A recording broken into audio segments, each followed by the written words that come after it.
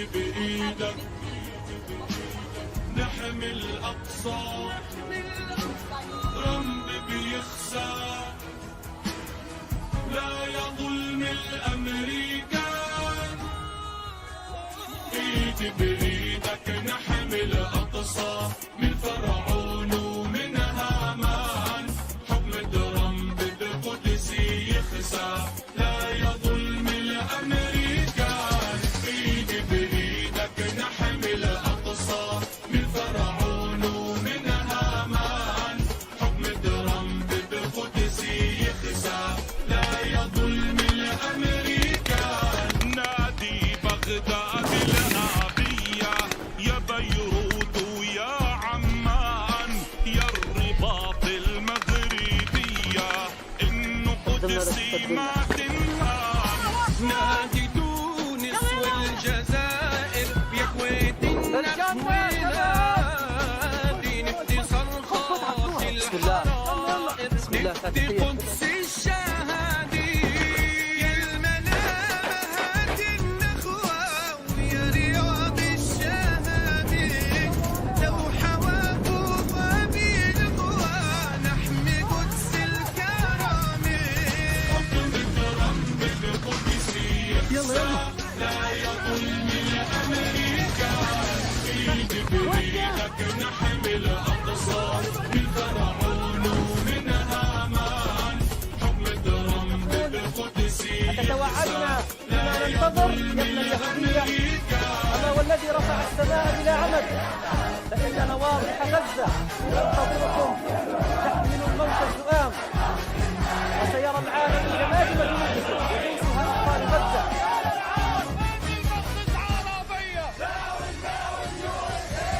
صنعاء ومسقط عماني ويا دمشق بلاد الشام، القدس بصرخ حسناني بين اخواني كيف انضام. عز القاهرة المصونة مع عز رجال الخرطوم، من عز القدس الميمونة لازم لشل القدس نقوم. يا مكشوف الغير طولي نداك الأقصى حمولي، ويا جزر قمرنا اللي هاتي غطي مولي. حكم ترامب بقدس يخسى لا يظلم الأمريكان.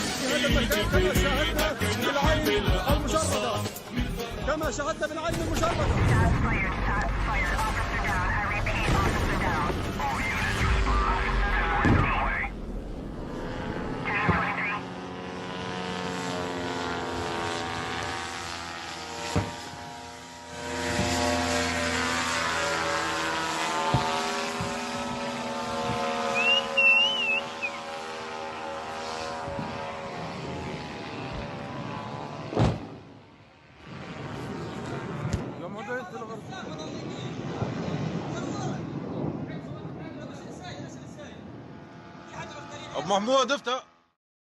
I would like to kill all of the Jews.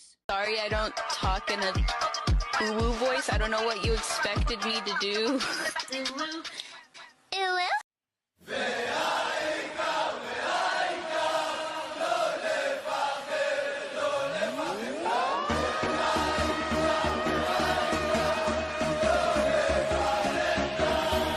בכל מקום, כל הזמן, יש לכולנו מגדול ועד קטן, ימים יפים וגם פחות, וביניהם תשובה לכל השאלות. יש אלוהים אחד גדול, ובעולם הזה נותן לנו הכל, בין אפלה לקרן אור, את הנתיב אנחנו רק צריכים לבחור, וזה ידוע חיים ומתנה, הכל צפוי והרשות נתונה. מי שמאמין לא מפחד, את האמונה לאבד, ולנו יש את מלך העולם, והוא שומר אותנו מכולם. מי שמאמין לא מפחד, את האמונה לאבד,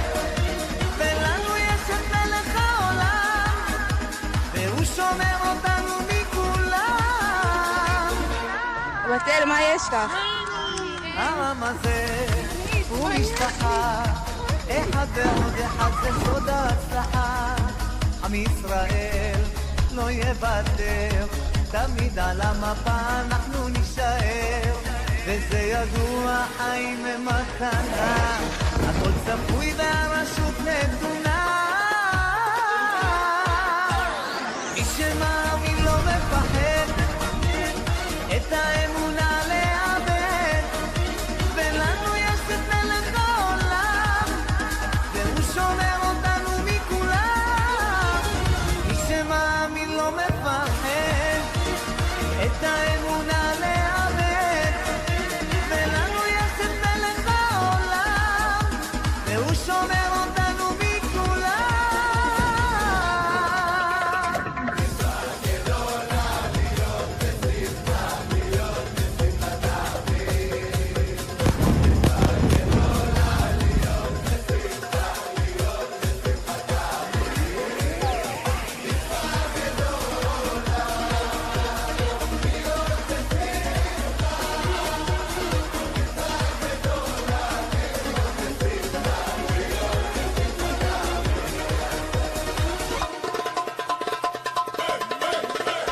מי שמאמין לא מפחד, את האמונה לאבד, ולנו יש את מלך העולם, והוא שומר אותנו מכולם.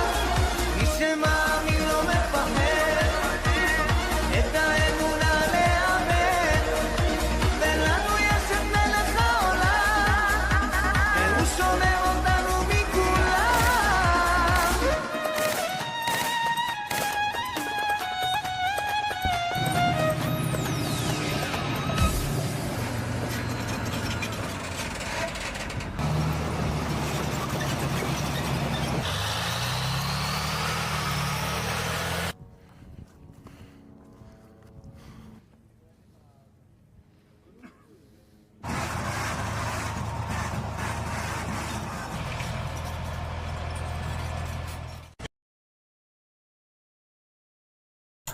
Right, just before anything gets said, YouTube, that was a joke.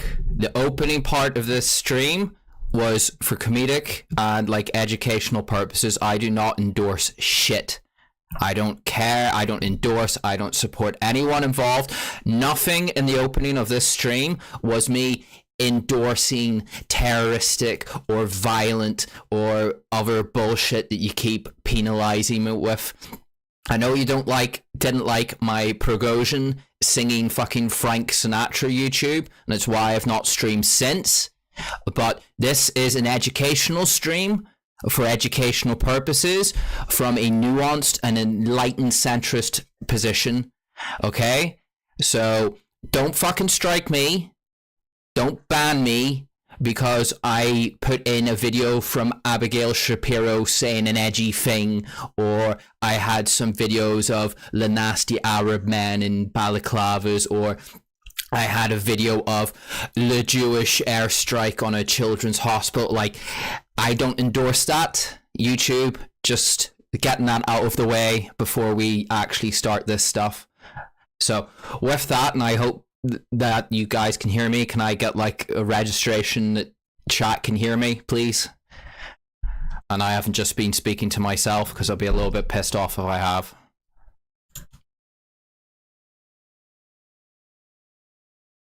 Oh, that's the wrong display.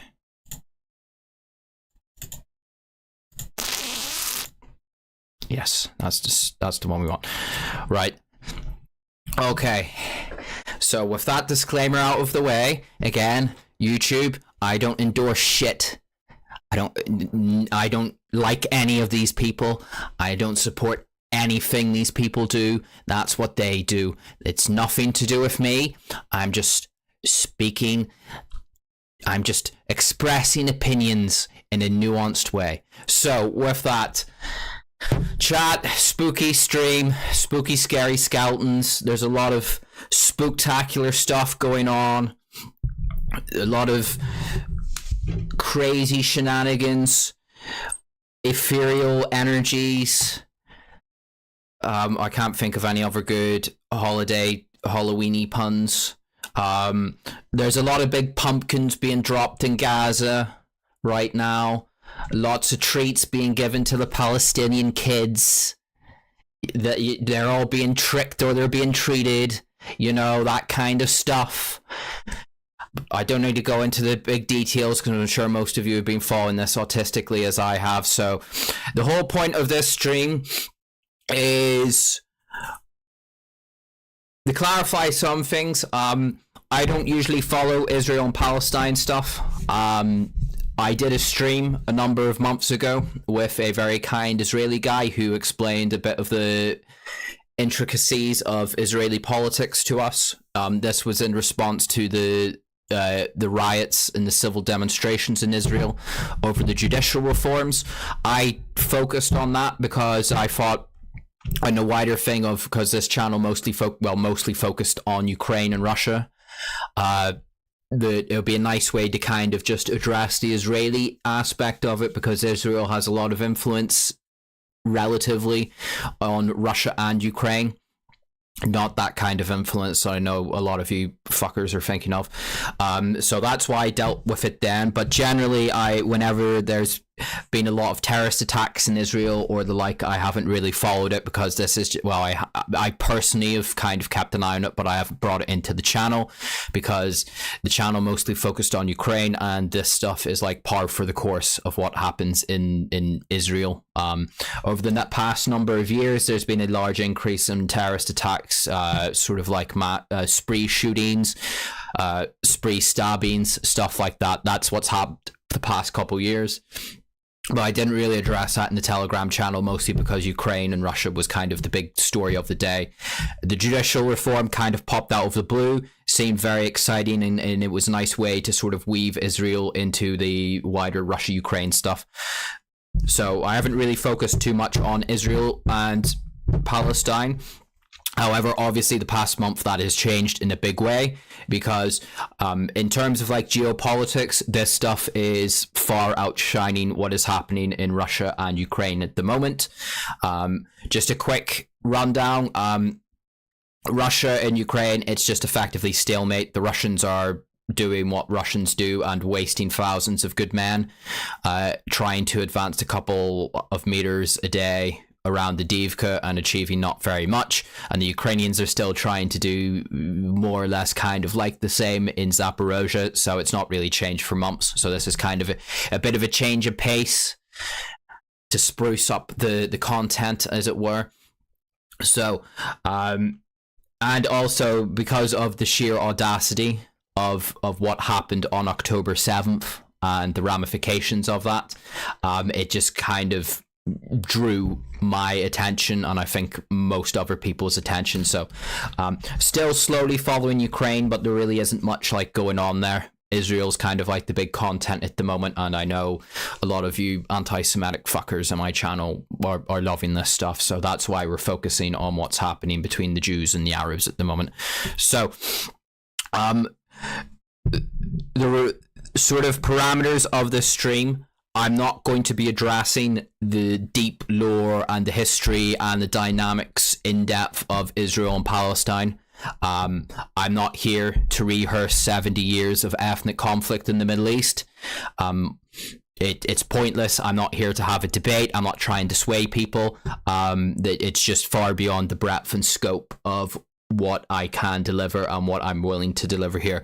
What this stream is going to be about is why, at least from what I can perceive of, the events of October the 7th carried out by Hamas happened, what it appears that their goals were, what they were looking to achieve, and the Israeli response to that, and what that could, in the days and weeks going ahead, could evolve into, and the sort of wider geopolitical, including to a degree how this might impact on Russia and Ukraine, but generally more on the Middle Eastern aspect of what the geopolitical ramifications of this could turn out. Of particular note, just for sort of my little community, I'm looking to clarify and sort of provide a bit of an explanation and nuance to a lot of terms and descriptions of locations and political entities and territorial designations in the Israel-Palestine dynamic that a lot of people sort of throw around various terms about, but they don't really explain the nuances of what that means and sort of how Gaza is different from the West Bank and how the West Bank is sort of different from Gaza and why Egypt is sort of not allowing refugees in and how Israeli policy towards the West Bank is very different from Gaza. So I'm just looking to provide a bit of nuance and clarification on those two polities, and to a degree maybe a bit on the Golan, southern Lebanon and the Sinai. So just to sort of lay the groundwork for that, we will go into a map stream and we will look at this before the events of January 7th.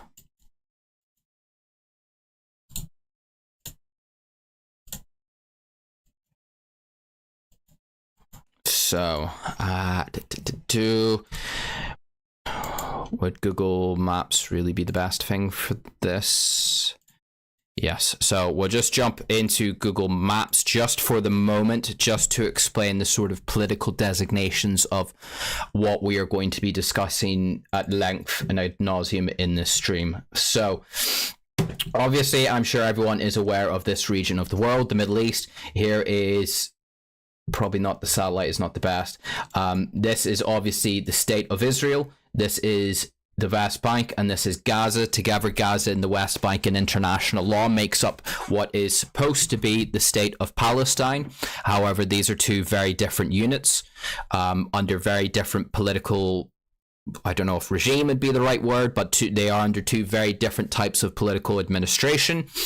Up here is the occupied, or depending on your point of view, the Israeli Golan Heights, which used to be part of Syria, but is now de facto a part of Israel. Up to the north you have Lebanon. This is where Hezbollah mostly operates out of, and then to the south obviously you have the state of Egypt, but of particular note is the Sinai Peninsula, which is very crucial to the events that are happening in Gaza at the moment. So just to go into it very briefly, the state of Israel, quote unquote parliamentary democracy, homeland of the Jewish people, yada yada yada, very big, a very key ally of, well, quote unquote ally of the United States, but obviously it has a long and storied history of fighting or being invaded or being predated or whatever you want to say by its neighbors, particularly the Arab states. As a result of various wars through the 60s and 70s, the would-be state of Transjordan fell apart, which then birthed a nominal Palestinian entity, but then as a result of various Arab conflicts, the Palestinian entity kind of collapsed and came under Israeli military occupation. Not going into the details of all that, we're going to look at the state of affairs on October 6th, 2023. So, you have the West Bank and Gaza, which make up the nominal state of Palestine. However, they are not unified in any way, shape, or form. As you can see, territorially, they are not connected. Gaza is situated on the Mediterranean Sea. The West Bank is pushed up against the state, the Hashemite kingdom of Jordan, and between that is around about 75 kilometers of Israeli territory that separates the two Palestinian entities.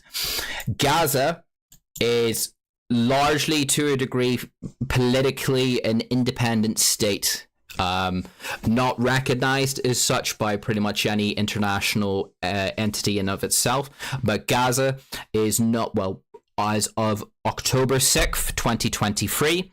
Of course, this definition is currently in contention and changing as we speak, but as of October 6th, 2023, Gaza was, for all intents and purposes, an independent city-state, wedged up against the state of Israel and against Egypt. It is under the administration of a group called Hamas. Hamas is a Islamist Palestinian quote-unquote liberation resistance quote-unquote terrorist organization that administers the territory. There are again, with the caveat, as of October 6th, there were no Israeli troops in the territory. It was not a occupied territory. However, lots of people would say that was under de facto blockade. It was under a de facto siege. It is a de facto open air prison, as some people would say. Other people would say it was a genuine attempt at Palestinian self-government, and the fact that it fell under Hamas's control is a indication of what an independent Palestine would look like. That is what some people would say in contention to that. Again, I'm trying to be nuanced and trying to very, sit on the fence in this, but for all intents and purposes, Gaza was its own independent city-state. However, internationally it is recognized as part of the wider Palestinian Authority. The wider Palestinian Authority, of course, is made up by a territory called the West Bank. The West Bank is under a very different state of affairs from Gaza, again, as of October 6th. It all changes from October 7th, but we're talking about the state of play just before the Al-Aqsa flood operation that occurred in southern Israel. The West Bank is under occupation. That isn't really under any international contention. That is just a state of fact.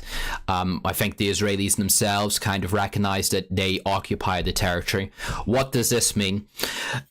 The West Bank is, while it is nominally part of the quote-unquote state of Palestine, it is run by either direct Israeli military and civil administration, or else a nominally independent, however very much strongly I don't want to say aligned, but linked to or contingent on the support of the Israeli state Palestinian administration. This is largely run by a group called Fatah.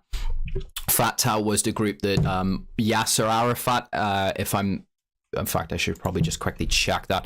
If I'm not mistaken, Fatah was founded by Yasser Arafat whenever the PLO kind of collapsed. Yes, Arafat did have a hand in it. So Fatah is I don't want to say it's Islamist, but it's not Hamas. Hamas and Fatah are political rivals in contention for the control of the Palestinian national struggle within the lands of Palestine as such. Fatah styles itself certainly as a resistance movement, but not necessarily in the same way as Hamas does.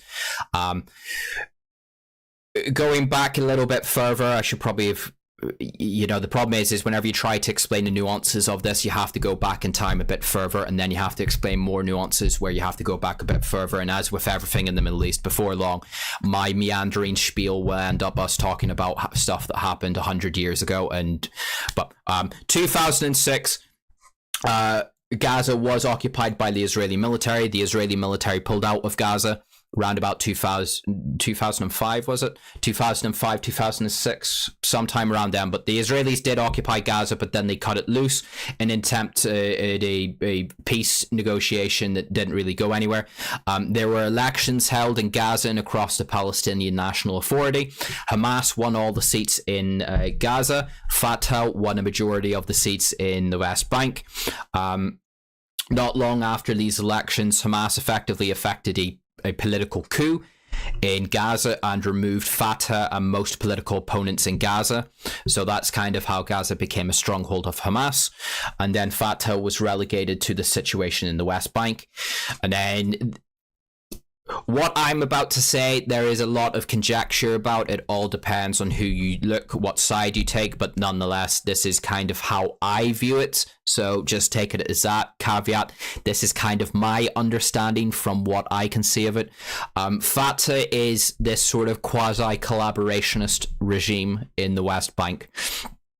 It exists and operates at the acquiescence of the Israeli state.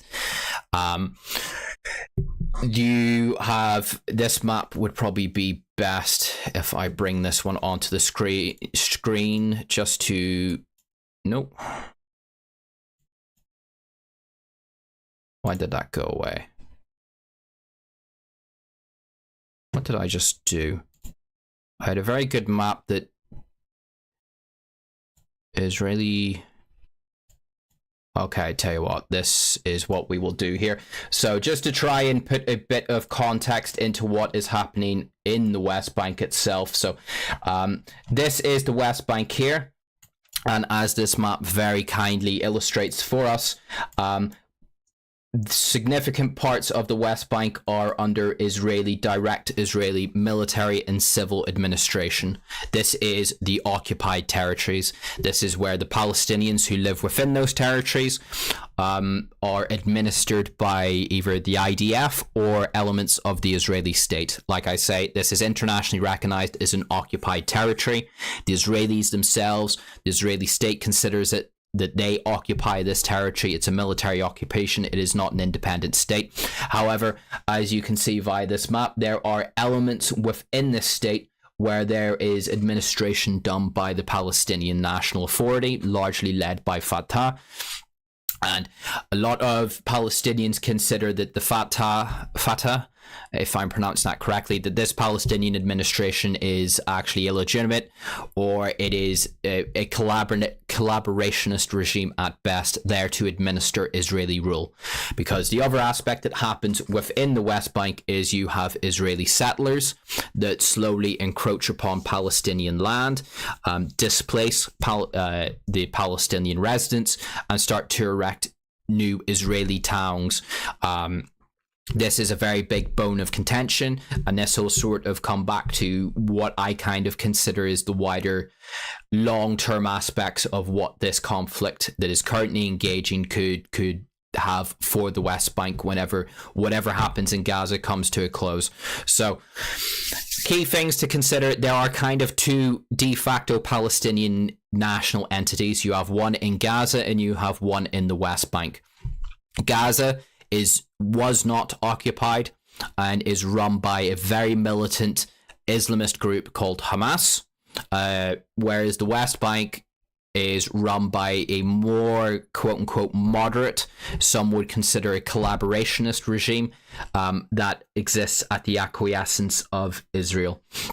Just to put in a bit of dynamic of what this looks like on the ground, the reason why you have rockets fired from Hamas-held territory in Gaza into Israel is because Hamas has that sort of freedom of movement on the ground, because there are no, there was no at this time physical Israeli troops in the territory, that Hamas could set up these sort of like rocket factories and these rocket launch sites.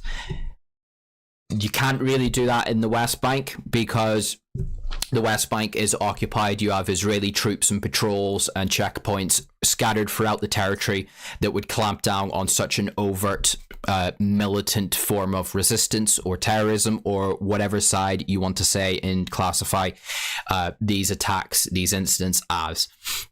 So we'll now move up to what happened on January 7th. So January 7th was the anniversary of Yom Kippur, and of particular note is the Yom Kippur War, which was a conflict in 1973. Let me just quickly double check. Yeah, the start of the Yom Kippur War, which was in 1973. Not going to talk too much about that conflict because it's kind of a bit irrelevant to what we're talking about now, but big holiday in Israel, religious holiday, military victory holiday. This is why you had things like the Supernova Music Festival, of which, of course, I'm sure everyone is aware of what happened there on October 7th, kind of a holiday season in Israel. A lot of troops, a lot of IDF troops, from my understanding, were on leave. They were on holiday. Or from my understanding from sources that I've read, is that the IDF were actually more concerned of an escalation of violence in the West Bank. So troops that ordinarily would have been positioned along the border with Gaza had actually been redeployed from that border into the West Bank to quell any potential disruptions, riots, acts of Palestinian resistance within the occupied territories in the West Bank. So this left the border with Gaza particularly undermanned, understaffed. it's still open for conjecture exactly what happened, and I'm not going to go into the nitty gritty. I'm sure if you're watching this, you're probably in my Telegram channel. You probably were there with me as I was posting updates on the day as the attack happened.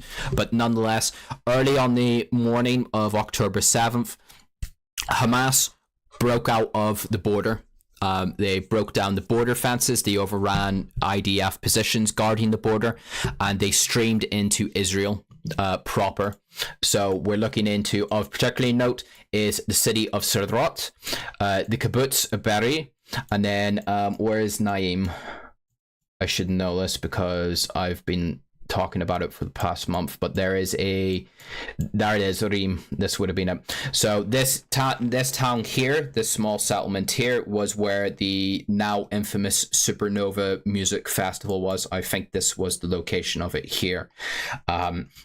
So Hamas blew up parts of the border wall, started to stream into Israel proper, and depending on which specific unit or group of Hamas fighters you're talking about, at best you had mass killings, at worst you had massacres. Exactly what happened, and I'm not getting into it because I am on YouTube and I'm not opening that cans of worms. Not going to go into the specifics of what is alleged to have happened, but there is pretty ample video footage of a lot of civilians being murdered and killed in cold blood. Alongside this, you have a significant casualty list of IDF troops who were also killed in military posts that overrun around the border. As a result of this sort of Hamas shock attack that broke into Israel. It took Israel completely by surprise. It took Israel about half a day, in some cases, for them to mobilize troops, to mobilize police into the region to try and contain this groundswell of Palestinian militants that streamed across the border. The other aspect is that once Hamas broke through the border, it wasn't just Hamas that streamed into Israel. So whenever the lead elements of Hamas broke into cities like Sderot or overran local IDF positions around the border, there was a lot of looting that went on. I think one of the videos was in the opening sort of like pitch I did to the stream, but there's certainly footage of it that I posted into the Telegram group of Humvees, IDF Hummers, IDF vehicles. I think there was an Israeli police car that Hamas fighters had commandeered and then drove back into Gaza. Alongside this, there was ammunition, there was weapons that were looted from IDF camps that were overrun, from the police station in Sderot that was overrun.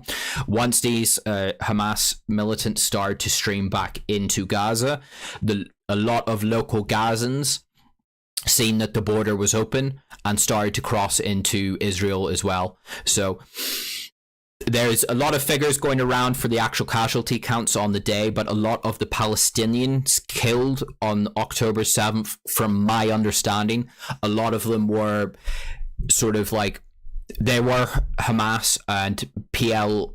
PLF, it was the Palestinian Liberation Front, the communist group. There are a lot of terrorists, militants killed, but a lot of the Palestinians that were killed were a lot of like these Gazan civilians who seen an opportunity to cross into Israel and sort of like steal and loot whatever they could while they could. And then while they were doing that, looting what they could, the IDF turned up, naturally assumed that they were militants and killed them. That's not to say that these civilians shouldn't have been killed or if they were right to be killed, because a lot of these civilians themselves were armed. They just weren't part of like Hamas, or they weren't part of the is the PFLNO. Hold on. I need to know an acronym. What's the PLF? Popular Front? No. What's the I should know this. Popular Front for the Liberation of Palestine. Yes, that's it, the communist group. So you had like these organized militant groups that led the attack, but then behind them you had sort of like these disorganized civilians who were very opportunistic and put themselves in positions that were kind of foolish, and they got obliterated, and a lot of them died. A lot of them were armed, but nonetheless, that's what, from my understanding from the sources that I've seen, is that the operation, and I, again, can't really talk too much about it as openly as I would like, because I am on YouTube and I don't want to get fucking struck again, but the tenacity and the sort of, the words I'm using are not praising it in the sort of way that I know some people will intentionally misconstrue it, but like the operation that Hamas and the PFLP conducted on a certain level was pretty incredible in the tenacity of it, the sort of, I don't know if ingenuity is the right term for it, but for the operation went very well in a certain macabre sense in terms of what they achieved. Not saying what they achieved was a good thing. A lot of very innocent people were killed. A lot of innocent people were abducted and are now held as hostages. But in a sense, like, in terms of like the base military operation, I think on the Palestinian militant side of it, I think like it went very well for them. Pardon me. So, alongside this, you also had a massive escalation in rockets that were fired out of Gaza into Israel. On October 7th, I think it was estimated that 4,000 rockets alone were fired into Israel throughout the entire day. Of particular note that I can remember, there was an extremely heavy battery of rockets that was fired at the city of Ashkelon, which is just north of Gaza there. So as you can see, I think it's around about 20 kilometers, I think it is, if even that. No, not even that. 2 kilometers, about 10 kilometers from Gaza itself. I can specifically remember there was a very large barrage of Ashkelon on the 7th, and in many cases is that the Israeli Iron Dome system, which is designed to intercept and down incoming rockets, was completely overwhelmed by the sheer scale of the rocket barrages that the Palestinians and the Palestinian militants in Gaza put downrange into Israel. So, now where do I go from here? I'll start with why I think this happened. So we'll go a bit into the geopolitics before we start to go into the Israeli response to this. So why did Hamas and Gaza effectively commit suicide? Because that's kind of how I think it should be viewed. Is October 7th was a suicide attack by the sort of quasi-independent state of Gaza, because the Israeli response, I'm sure that we've all been watching over the past month, has been extreme, and it's not going to slow down. It's going to escalate from here. The very future of Gaza is probably, as like an independent, well, quasi-independent state, is probably coming to an end. But I'll go into the Israeli side a bit further down the line. But I believe, from what I can see from my sort of interpretation of the wider geopolitics, I think Hamas was looking to provoke a extreme reaction from Israel. Because if we look at the wider geopolitical scale of this, the Palestinian national cause is sort of waning pretty badly. Ever since the Yom Kippur War, there's been sort of like small border conflicts, or a conflict in Lebanon here and there in the 80s, and to a degree in the 90s and 2006.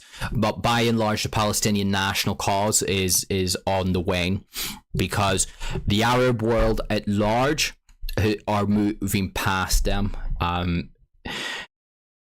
How do I say this? The strength of feelings of what happens in Palestine rouses Arab opinion, but in terms of Arab governments over the past decade have kind of been moving beyond the Palestinian Arab Israeli conflict dynamic. Just to give you a sort of a quick this is, like I say, don't want to dwell too much on the history of this, but obviously Israel, whenever it was founded, was invaded by all its surrounding neighbors. In the 1960s, the same happened. The first country to really sort of break out of this and find an accommodation with Israel is the Hashemite Kingdom of Jordan, which withdrew from the West Bank, signed a peace treaty with Israel. Jordan was sort of like the first domino to fall. You then have the Yom Kippur War. The Yom Kippur War ends in Israeli victory, which leads to the Sinai Peninsula being occupied by the Israelis. As a result of that, you have the 1979 Egyptian-Israeli peace treaty, which then leads to a quasi-normalization between Israel and Egypt. And whenever it comes to like the early Arab-Israeli conflict, Egypt is like the main leader. You have to think of your sort of Gamal Nasser, your is it Sadat? No, he was the guy who was executed. Who was the guy who came before it? No, Sadat succeeded Nasser, didn't he? Yeah, so it's sort of the Nasserist Egypt was like the pan-Arab state, the beacon of pan-Arabism and the kind of resistance against Israel. Nasser was assassinated. In comes Sadat, loses the Yom Kippur War, realizes that militarily that the Arab states will probably never actually defeat the Israel. So Egypt comes to an accommodation with Israel, which comes into the 1979 Israeli-Egyptian peace treaty, which leads to the return of the Sinai Peninsula to Egypt, but also to the demilitarization of the Sinai Peninsula by the Egyptians. So Egypt is the next big domino in the sort of Arab coalition against Israel to fall away, and it's the biggest domino. So after that, the sort of resistance between Israel and the Arabs comes in the form of Syria and Lebanon. There's a number of wars that happened between them, ranging from sort of small skirmishes to pretty large military confrontations, but nonetheless, it largely remains, I don't want to say a stalemate because Israel very much holds the upper hand, but it doesn't really progress the cause. Large conflict in Lebanon draws in all powers, but we come into the 1990s, then we go into the 2000s, and then in the past decade, of course, Syria falls into civil war, is effectively removed as a significant opponent of Israel. So Israel sort of, for the first time in many decades, is looking at its surrounding borders and feeling fairly safe. There's a civil war in Syria. Lebanon, always kind of an issue in southern Lebanon with Hezbollah, but more or less the border there is secure. There's a normalization with Jordan. There is a quasi-normalization with Egypt. So Israel starts to look at the wider Arab world to sort of find a way to kind of make itself more geopolitically secure, because Israel cannot infinitum, I know, is kind of like what most people think of, but Israel cannot exist permanently at the acquiescence of American foreign aid and military aid.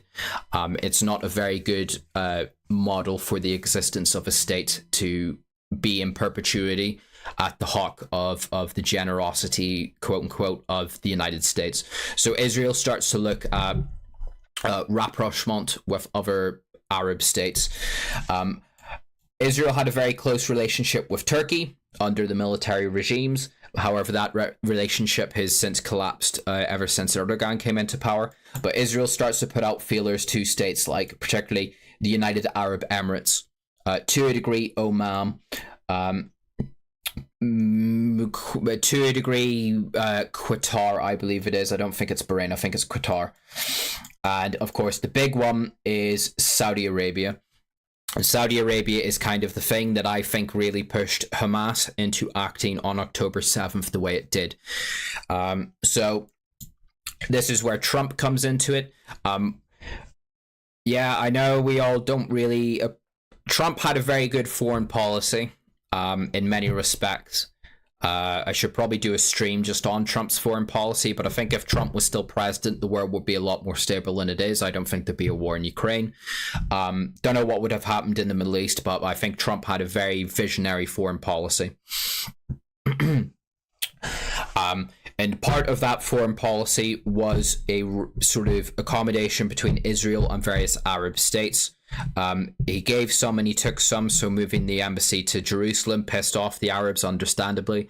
Acknowledging the annexation of the Golan would have pissed off the Syrians, but the Syrians are out of play because of the civil war. However, Trump was able to pressure particularly the Saudis into opening sort of accommodation talks with Israel.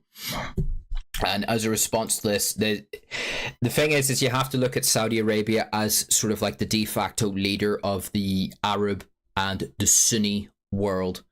The Turks might have pretensions on trying to lead the Sunni world, but Saudi Arabia, because it holds the holy places of Mecca and Medina, it is the wealthiest of the Arab states. It has significant influence and pull in other Arab Sunni powers. It is the de facto leader of sort of like Sunni Arab opinion.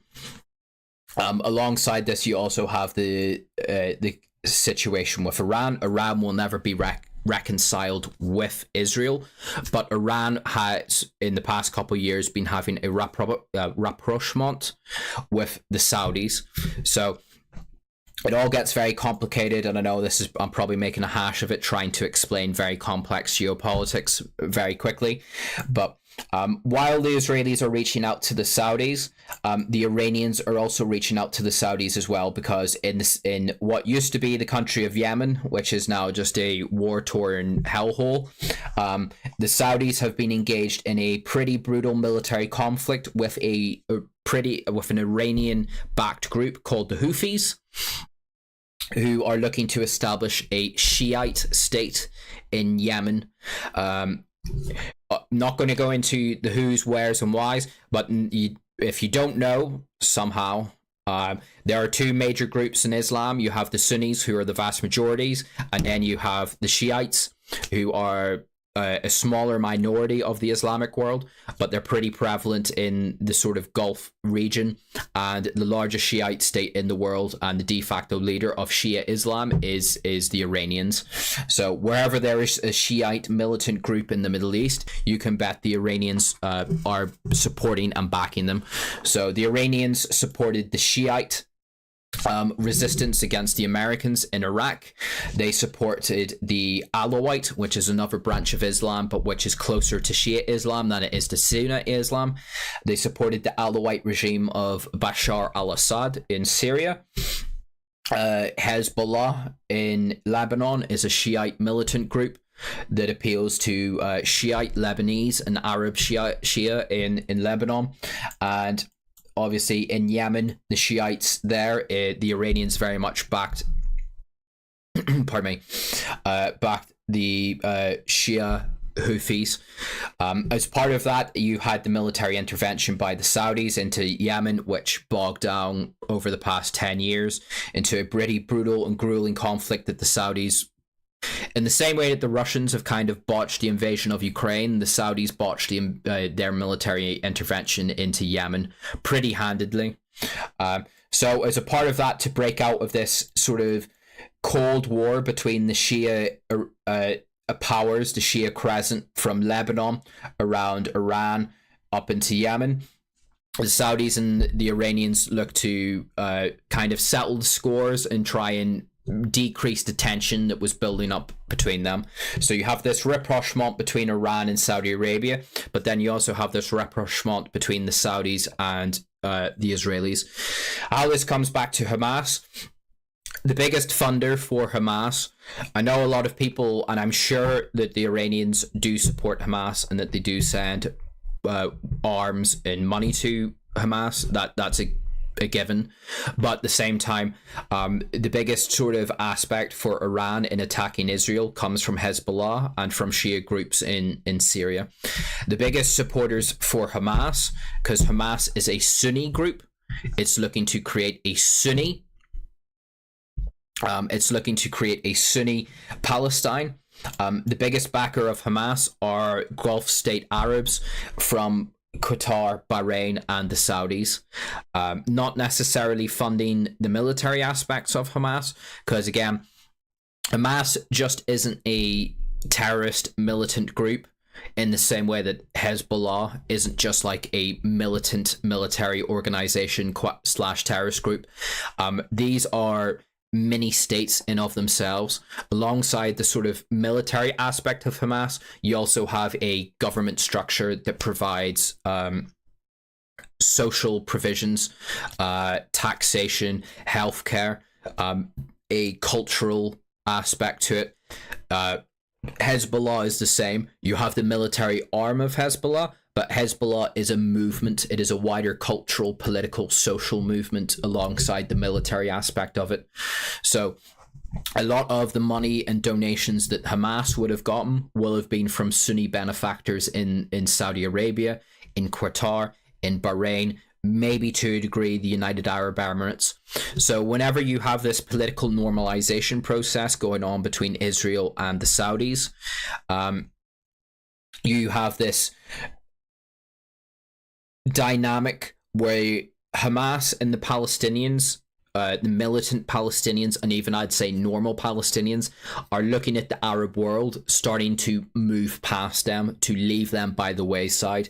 Is that sort of the government grants and aid that would have come from Saudi Arabia and these wealthy Gulf Arab states is now being threatened, because if these states suddenly decide actually we're pretty friendly with Israel, and I'm not going to say they would have become allies with Israel, but if they start treating Israel as a legitimate state in the region and start opening embassies and diplomatic and economic ties with Israel, well, then the Palestinians will start looking and wondering, well, we're mostly getting our money is our funding to survive, to feed the people of Gaza, to run our local administrations, to keep Palestine alive. The idea of a Palestinian state alive is mostly funded by Arab generosity to our common pan-Arab struggle, where if the other Arab states are now deciding, well, the pan-Arab struggle is a lost cause, and it's time for us to just reconcile ourselves to Israel. It is kind of the death knell of the Palestinian national struggle. I know I'm kind of waffling this a bit, but like I say, I'm doing it all off the cuff, and I'm trying to compress a lot of very heavy subjects into my meandering spiel. So with that in the background, with that sort of context, this is why I believe that Hamas conducted what it did on October 7th. It intentionally was looking to cause outrage and disgust and a extreme reaction from Israel in response to the Al-Aqsa flood, because in many ways, I don't really need to explain this too well, because we've seen it literally happen. The objectives of Hamas were not the destruction of Israel. Obviously, that is what their overarching goal is, but their objectives on October 7th, Israel is not an existential threat from Hamas or Hezbollah. Both groups can certainly cause a lot of trouble. They can kill a lot of people. They can cause a lot of outrage, and they are a significant security threat to the Israeli state. But the actual existence of the state of Israel and of the 9 million Israelis that live within Israel is not seriously challenged by 2 million Palestinians in Gaza, of which maybe a couple 100,000 are actually combatants who will take up arms and fight Israel. The existence of the Israeli state was never seriously at risk on October 7th, although parts of it definitely were. But Hamas was not looking, in my opinion, to take ground and hold ground. The whole point of Hamas was to, in a certain type of way, commit the most pure terroristic action it could, And I know people will use my terminology there, kind of write off what I'm going to say, but the October 7th operation was there to just cause such indignation and such outrage on the part of Israel, to provoke this extreme reaction that we have seen played out from the Israelis. Not saying it's not a justified reaction. I'm not making a moral judgment on it. I'm just saying it is an extreme reaction in and of itself that the Israelis have enacted upon Gaza. The constant airstrikes, which has now led into the ground invasion, because Hamas was banking on the Israelis giving them this wider geopolitical victory of outraging the Arab world, which is what has happened. And by outraging the Arab world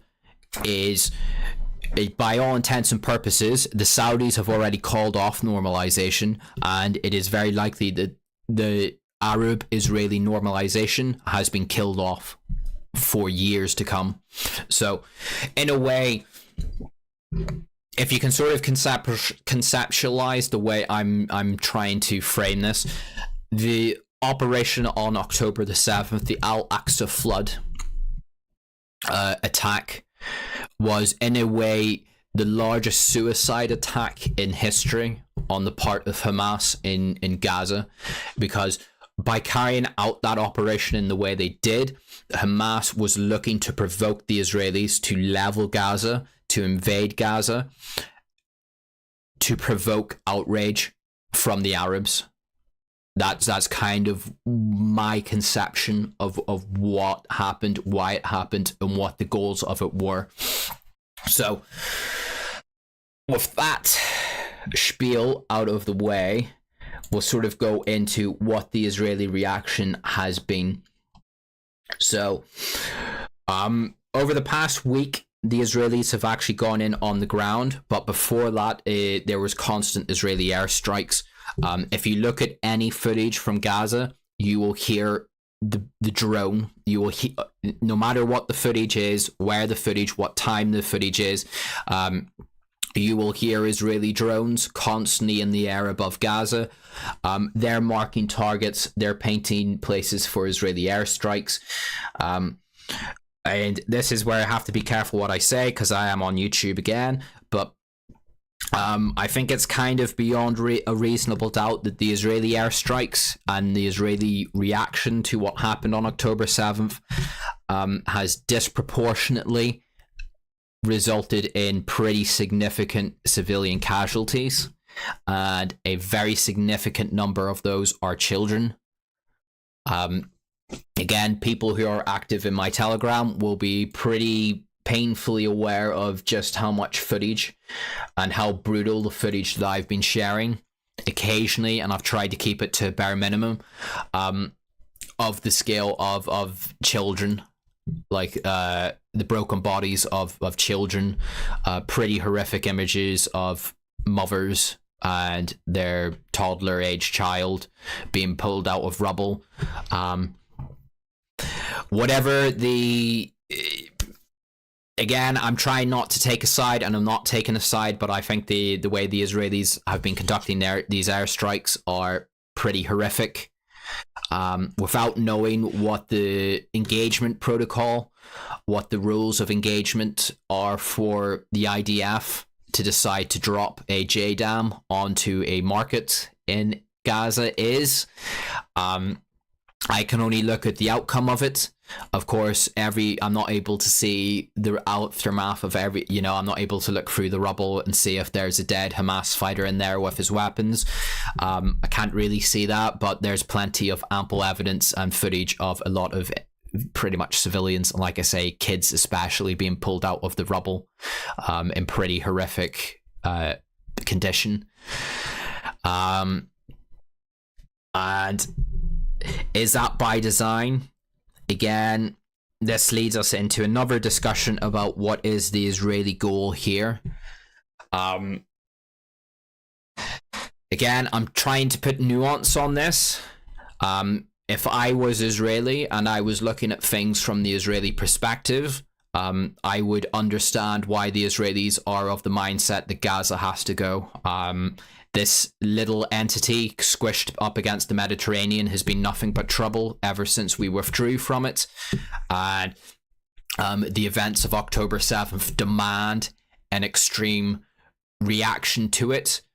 So, from the Israeli point of view, Gaza is just like a cancer.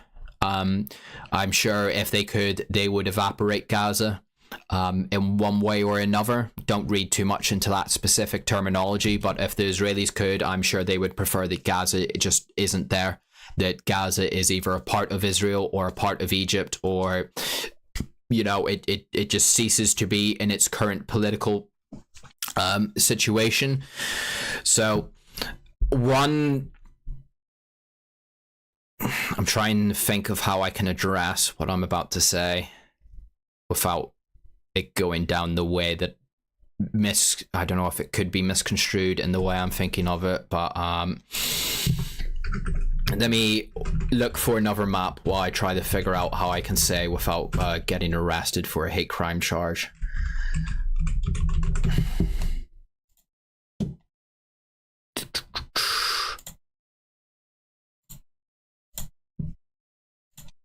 So this is a closer view of that map for us. So,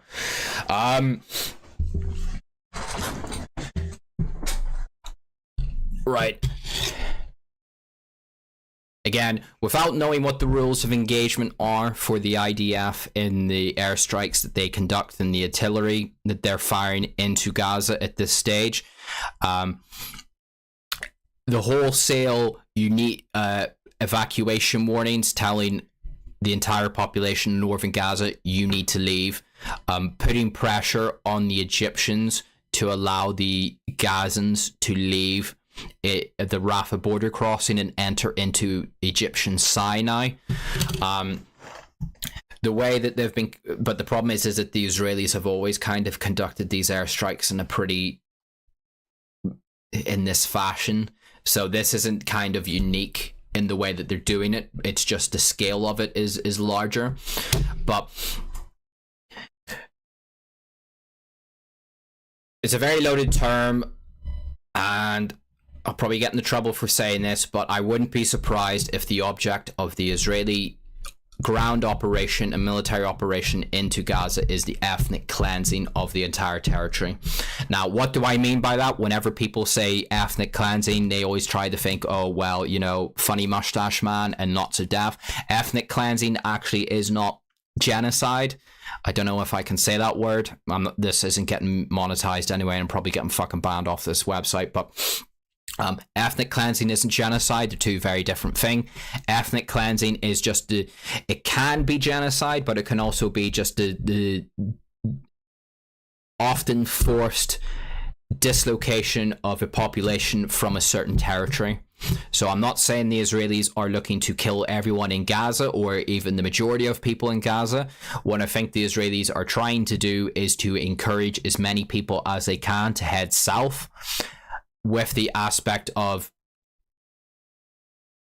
like I say, cleansing Gaza from the population, because I think the Israeli will to tolerate Gaza has long since expired, and if they can just remove Gaza from play by forcing the Palestinian population there into the Sinai would be a better solution for Israel.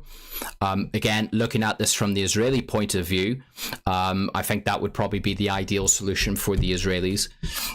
This is why I think the Egyptians, because there's a lot of debate at the moment, particularly on like Western conservatives, Western conservative commentators seem to be keen on this idea, is why aren't the Egyptians or why aren't the Arab states bringing in Palestinian refugees? Why aren't the people of Gaza being allowed to become a refugee population in Egypt or in Jordan or in the other Arab states? Well, this is where the other nuance of the entire conflict comes in here, because there is precedent that when that happens, it never is reversed. So there is a substantial Palestinian diaspora. They hold no passports. Well, some of them hold Jordanian passports and some of them hold Palestinian passports. Palestinian passports aren't recognized throughout much of the globe. There is a stateless diaspora of Palestinians in Syria, in Jordan, and Lebanon.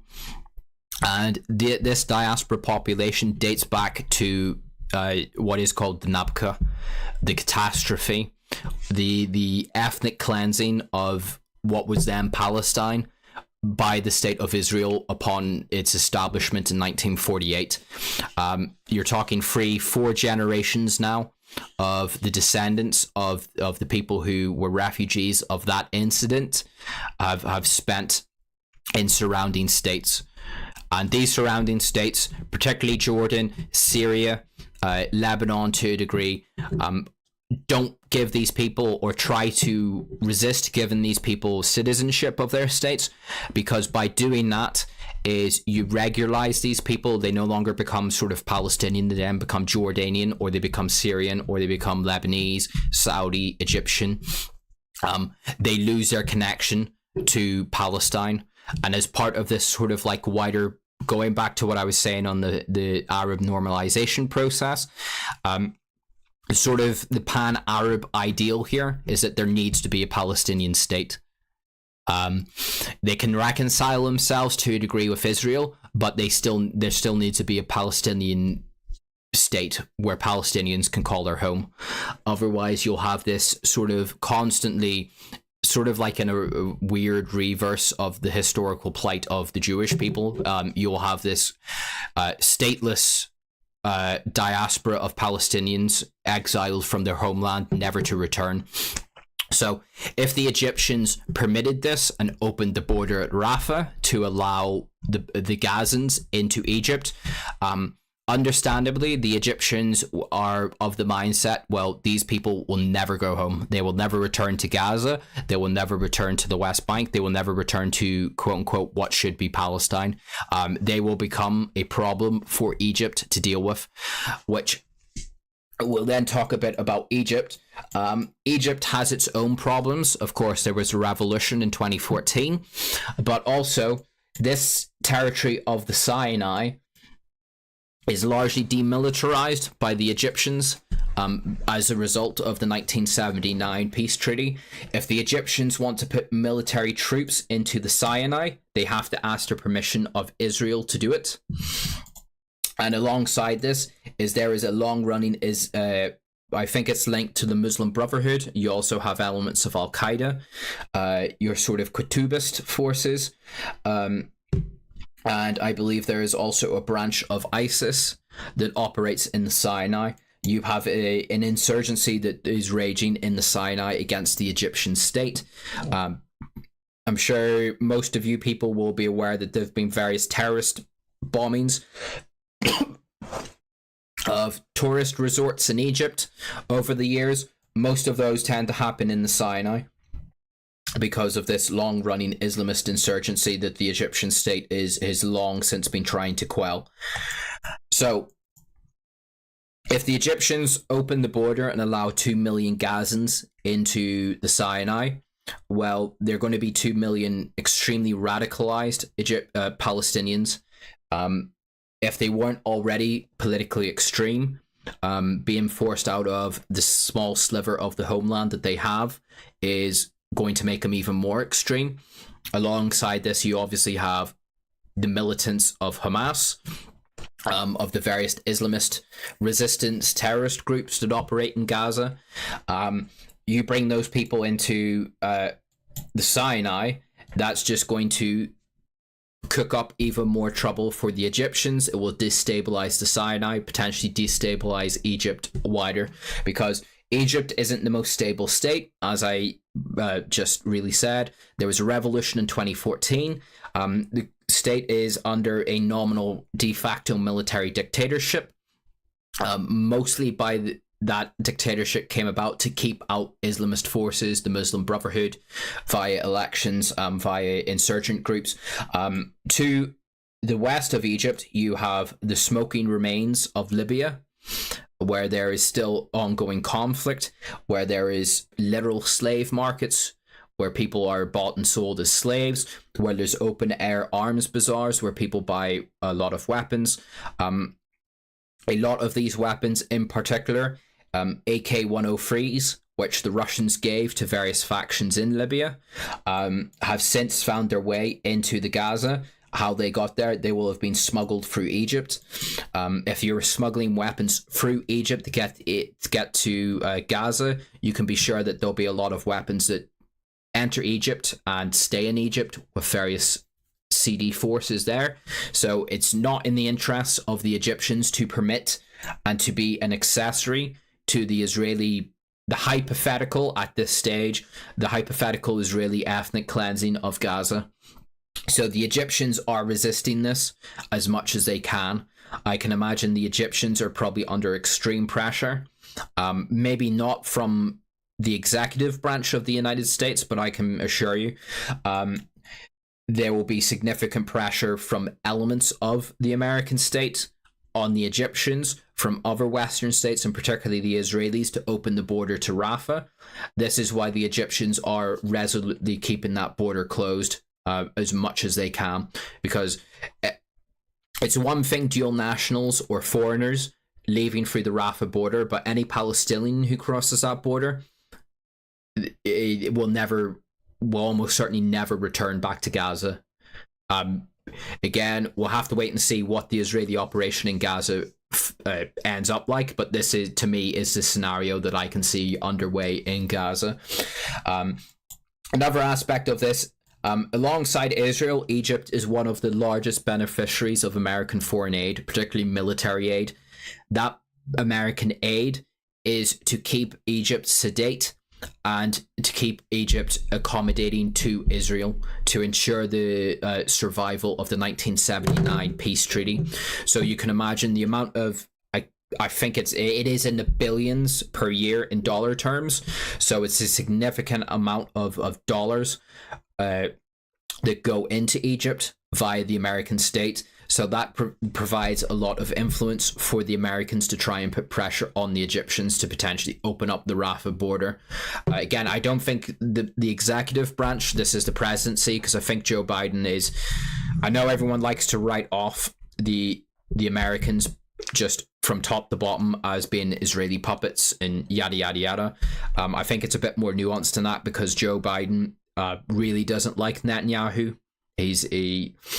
But I can definitely believe that there are significant elements of, like, Congress, of the Senate, of other elements of the American state that would put this pressure on Egypt to open that border. So that's the situation on the border at the moment. From my understanding, the Egyptians are building hospitals, makeshift hospitals and aid centers on their side of the border in Gaza. They'll probably bring in wounded, but I can imagine that the Egyptians, for as long as they can, if they can, will keep the border closed and prevent the mass exodus of Palestinians into the Sinai. So this is where we'll start to talk about what the Israelis are actually doing at this stage. So a few days ago, the Israelis began a large ground raid into Gaza, particularly up here along the coast and in this sector here. This was shaping the battlefield. The term is a term I've used a lot whenever I've talked about Ukraine. This is sort of your opening positions for your larger offensive. Over the past couple of days, the Israelis have stepped up their advance into the city or the territory. Of particular note is here. This is the Khan Yunis area. This red line is where the Israelis have been dropping letters and warning all the people in the city of Gaza. This here is Gaza City itself. This line is where they've been telling everyone to move south of. If they don't head south of that line, they're in danger. Or at least they're in more danger. There has been a significant exodus of Palestinians to the south, but there's also been hundreds of thousands who have refused to leave. There's many different ideas going around this. There's a lot of people saying, particularly on the more pro-Israeli Western side are saying that Hamas is holding the population hostage. Maybe there's a bit of truth to that. I don't know. I find that a bit skeptical that hundreds of thousands of people are being held against their will. I think it's more that there is a breadth of feeling in Gaza that they themselves know that if they leave their homes, if they leave Gaza City, that they will never return. And after 70 years of constantly losing a bit more and a bit more of their homeland, and then being relegated to this quasi-statelet city-state under de facto blockade for most of their lives, I think a lot of Palestinians are just of the mindset that if they want me to leave, they're going to have to carry me out of here in a body bag. I will stand and fight for this land, what little land I have left. I think that's probably the more motivating factor of why there's so many Palestinians who have refused to move south. So the Israelis, as you can see by this map, are looking to cut off the north by a drive to the sea, to the Mediterranean Sea. There's been, from what I've been able to deduce, there's actually been fairly little combat between Palestinian militants and the IDF at this stage, probably because the terrain and the firepower just favors the Israelis so substantially here. Particularly in this area, as you can see, this block area here and this block area here, this is Khan Yunis, this is Gaza City, this is the Wadi area. It's more open country. This is where your tanks are able to operate a bit more. I think the Palestinian militants are waiting in their tunnels, and they're waiting in the built-up area where they can more effectively negate the overwhelming Israeli military firepower advantage. So the Israelis they've probably already have reached the Mediterranean. I haven't been keeping tabs for the past couple of hours, but once, and if they already have, that is the north of Gaza placed under a even stricter state of siege.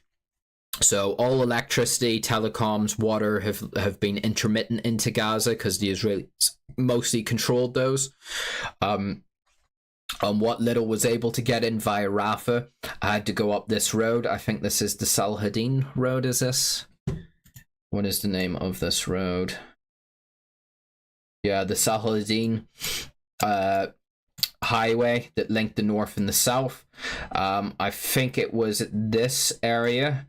There was footage that emerged yesterday of a civilian car being shot point blank range by a shell from a Curva tank. Somewhere on this road. I think it was in this area. So the Israelis aren't fucking about. They're looking to completely cut off the north of Gaza from the south.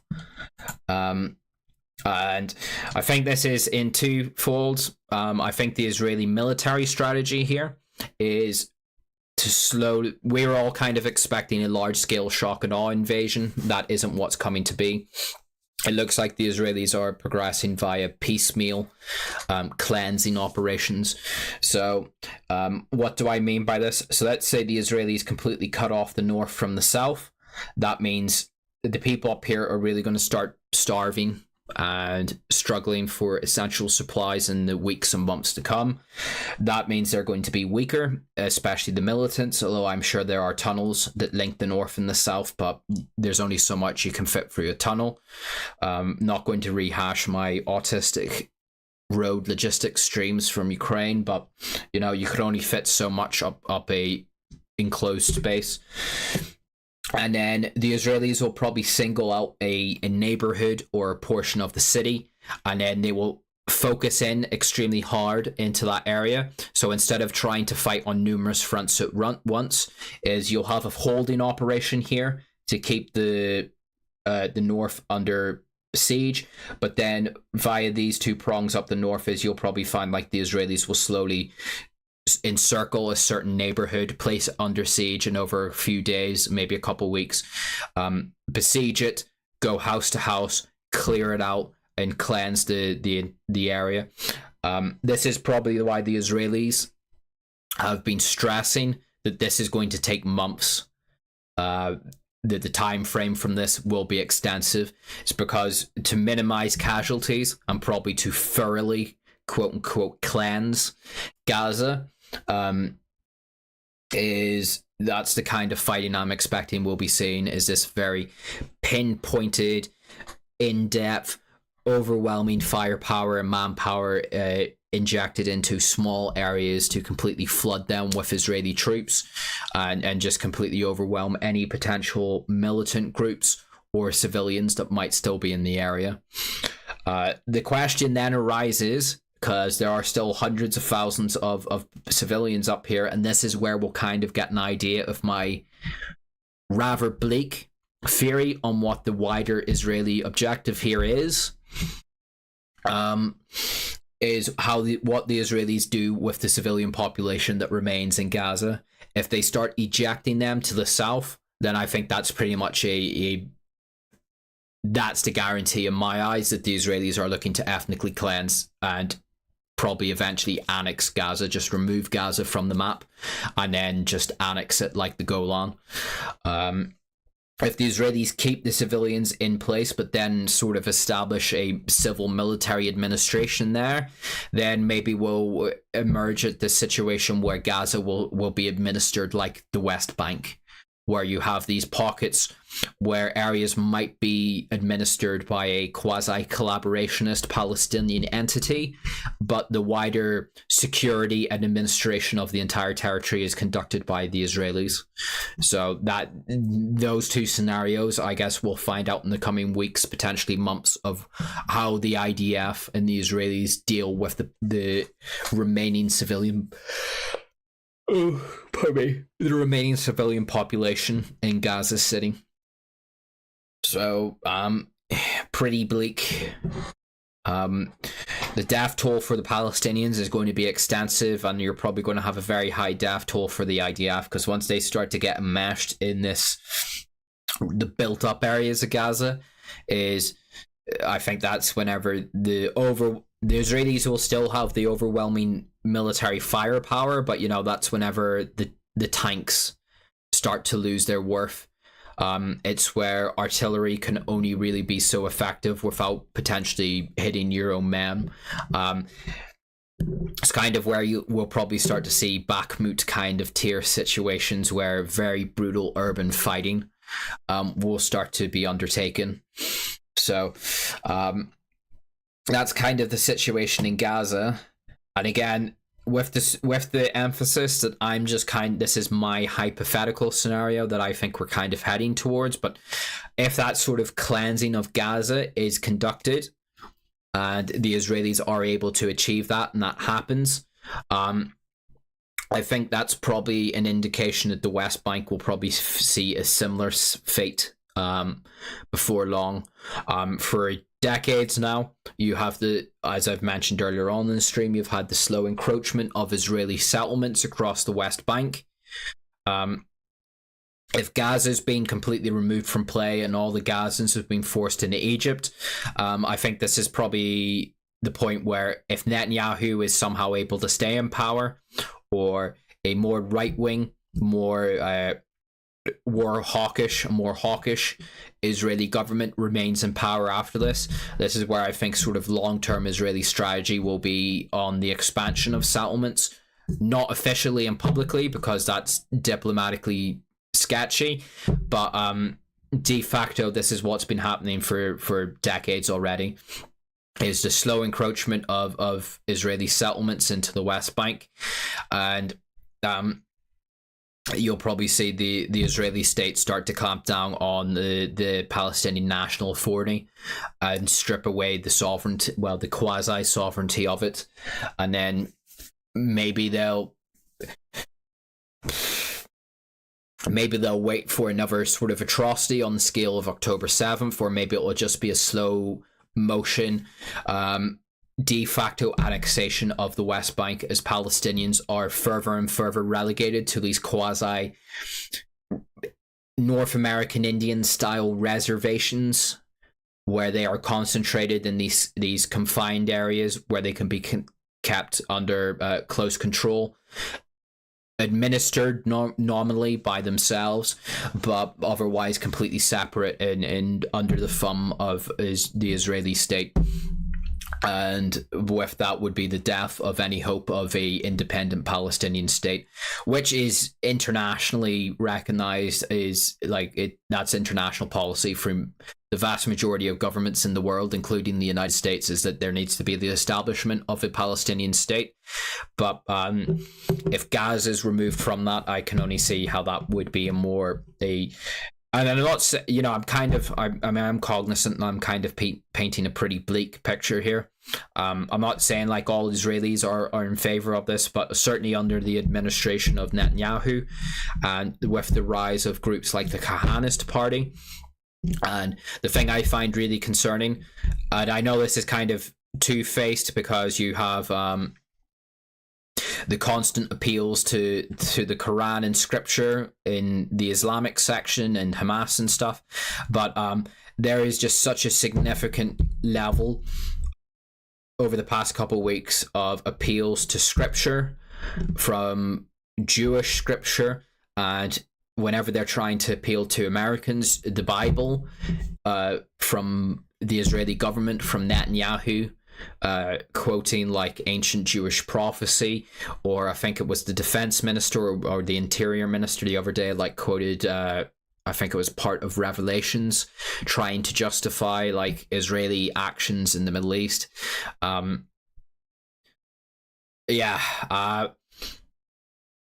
think under the current administration this is kind of the road that we're potentially going down in Israel. Rightly or wrongly, not making a moral judgment on it. I'm over the past month, from Israeli kids killed by Hamas to Palestinian kids killed by Israeli airstrikes, I've seen more than enough dead kids in pretty horrific ways than I'd like to. So I'm trying to be very nuanced in not make moral judgments on this. I'm just trying to give you guys like the state of play as I see it and where we could lead. But saying that, this is only half the story, and I'm cognizant that this is starting to drone on now and my throat is starting to die on me. How long have we been going? An hour and a half?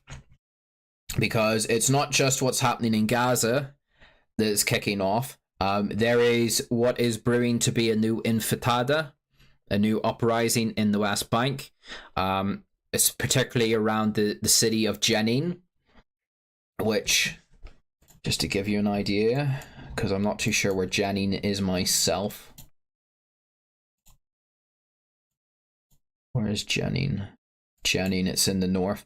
So particularly around here, there's been significant conflict and fighting between Palestinian militants, stone-throwing Palestinians, and the IDF. So there is conflict erupting in the West Bank, but more crucially is what's happening in the north of Israel and the ever-present threat of Hezbollah to the Israeli state. And via Hezbollah is where you very much bring in the Iranian aspect, and this is where escalation is of particular note, because everything I've just said could completely be thrown out of the window, because World War III could break out, and we could all die in nuclear fire as a result of what could erupt. Whenever the Israeli ground operation really picks up space, whenever you have significant urban conflict, a lot of Palestinian bodies coming out, footage of Israeli soldiers, vast majority of the time accidentally doing it, but footage of killing Palestinian civilians. It's one thing an airstrike is impersonal, but whenever you have IDF soldiers in close proximity to Palestinian civilians and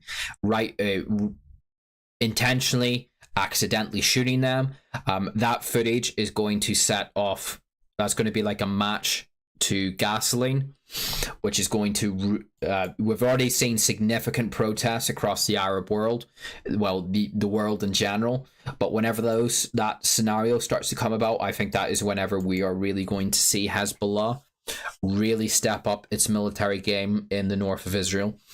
So most stuff has been small skirmishes at the moment, anti-tank guided missile fire at Israeli targets, mortar fire, drones back and forth, artillery duels back and forth.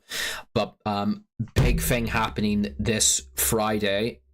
The leader of Hezbollah, Nasrallah, is due to give an address, his first big address since the start of the conflict.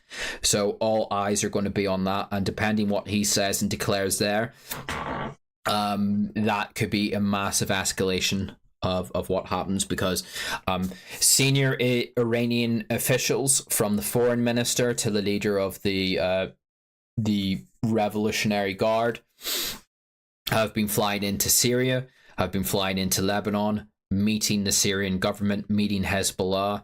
Of course, Hezbollah and the Syrian government are very close allies. Both fought with each other in the Syrian civil war. Both those entities are very close to Iran.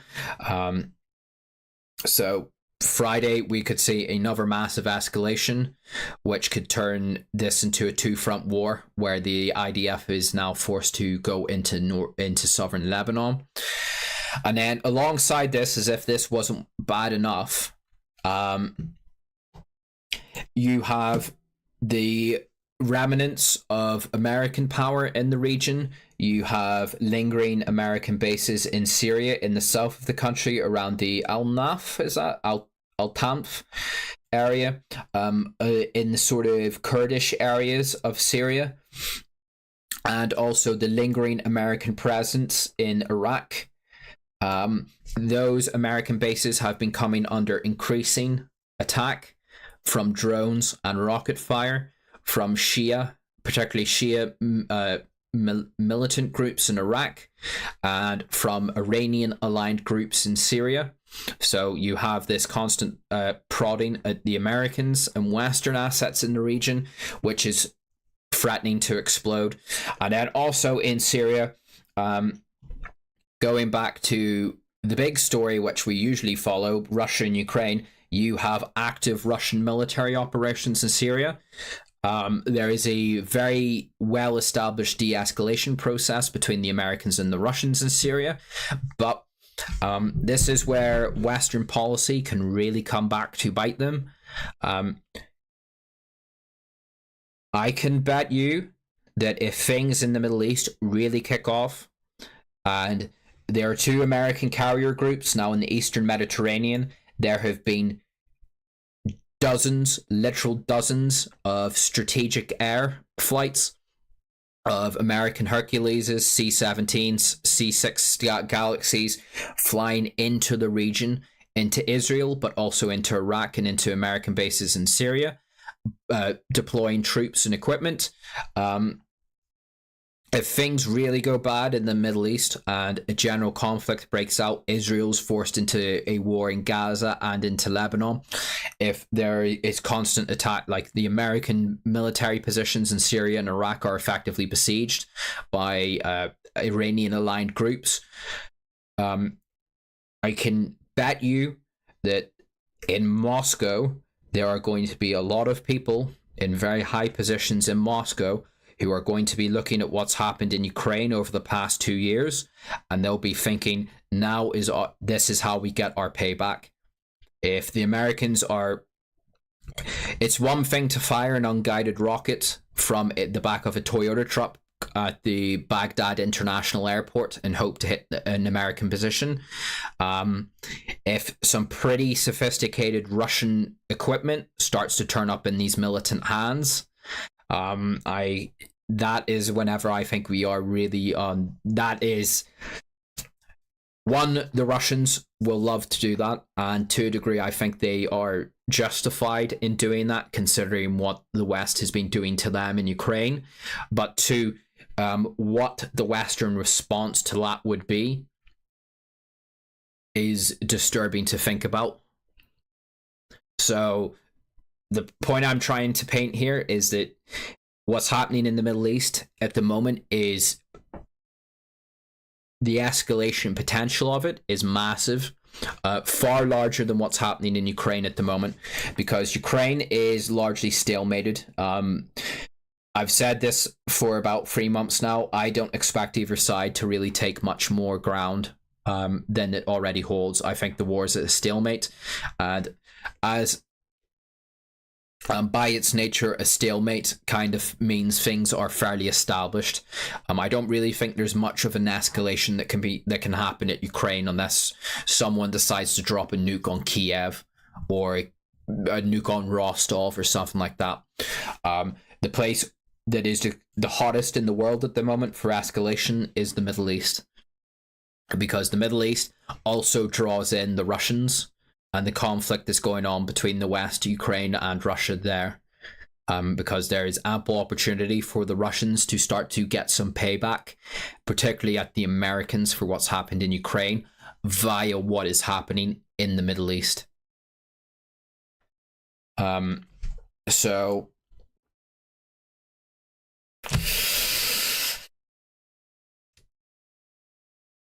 I hope you've all had a happy Halloween, because it's getting pretty spooky out there. This Friday, I know, knowing me, I'm probably going to have to be working. I might, hold on, let me just check my schedule. Am I working on Friday? Because Nasrallah's speech is going to be the big thing that everyone is going to be keeping their eyes on. Depending on the time of his speech, so it'll probably be after Friday prayers. I might just be able to get home in time for the speech. I'll have to look at what time he's given it. But I'll be home on Friday evening, so I'll definitely be covering elements of the speech then. So yeah, invest in gold. If you're in a not completely gay country, buy ammo, buy your tins of lentils, because things are heating up and they have a real potential to just completely spiral out of control. Because I haven't even mentioned them really yet, but going back to our old friends in Yemen, the Houthis, as part of their war against the Saudis, is the Houthis via the Iranians developed a particularly sophisticated ballistic missile and drone program. I mean, in terms for like a insurgent group, for like a militant group, and they've been firing these ballistic missiles at Israel, literally hit or miss. These missiles, by just their very trajectory, have to transit Saudi airspace. And if you think about it, if you just draw a line from northern Yemen, where the Houthis hold territory, and just draw it north, these missiles tend to they either pass over or very close to the holy places of Mecca and Medina. So that probably pisses off the Saudis a lot. Which is going to turn the Saudis, antagonize the Saudis against the Iranians, because the Iranians are the benefactors of the Houthis. And these missiles that the Houthis are firing at Israel are mostly targeting the city of Eilat, which is here. And as you can see, Eilat is a very small little niche stretching down to the Gulf of Aqaba. And these missiles aren't always hitting or being shot down. They're not always being shot down or hitting Israel. Because a couple of days ago, one of these missiles landed in Taba in Egypt, and another in I forget the name of it, but it began with H. Some resort town to the south. No, that was at Nuweiba. The Egyptian Air Force shot down another missile or drone over Nuweiba as well, which came from Yemen. So you have the forces out of Yemen, which is never really factored in before, that are now entering the conflict and lobbing missiles up at Israel. So that's just adding another fuel to the fire. as well as there's been reports that American naval shipping in the Red Sea have come under attack from land-based missiles fired from Houthi positions in Yemen at American destroyers and naval aspects in transiting the Gulf of Aden and the Red Sea. So, like I say, things looking pretty fucked at the moment, guys. And this is even ignoring the pretty depressing scenes of how this ethnic and religious conflict in the Middle East is being played out on the streets of Western cities because of our extremely poor immigration policy. But, you know, this is depressing enough. I don't want people to unhero themselves in Minecraft. So, yeah, I think through the waffly, meandering way I have, I think I've covered all the things I was looking to touch upon in this stream. If I remember anything, I'm sure I will pop in and chime in on it. So with that, any questions in chat, any super chats? Especially, is there any super chats? Because whenever I ask people if they want to donate, a lot of you guys say you will only ever give me money whenever I stream. So this is the opportunity. Let's see if you've actually lived up to your word. Michael, YouTube is interrupting your stream with adverts. That shouldn't be happening if you've been demonetized, should it? Have I had adverts playing in this stream?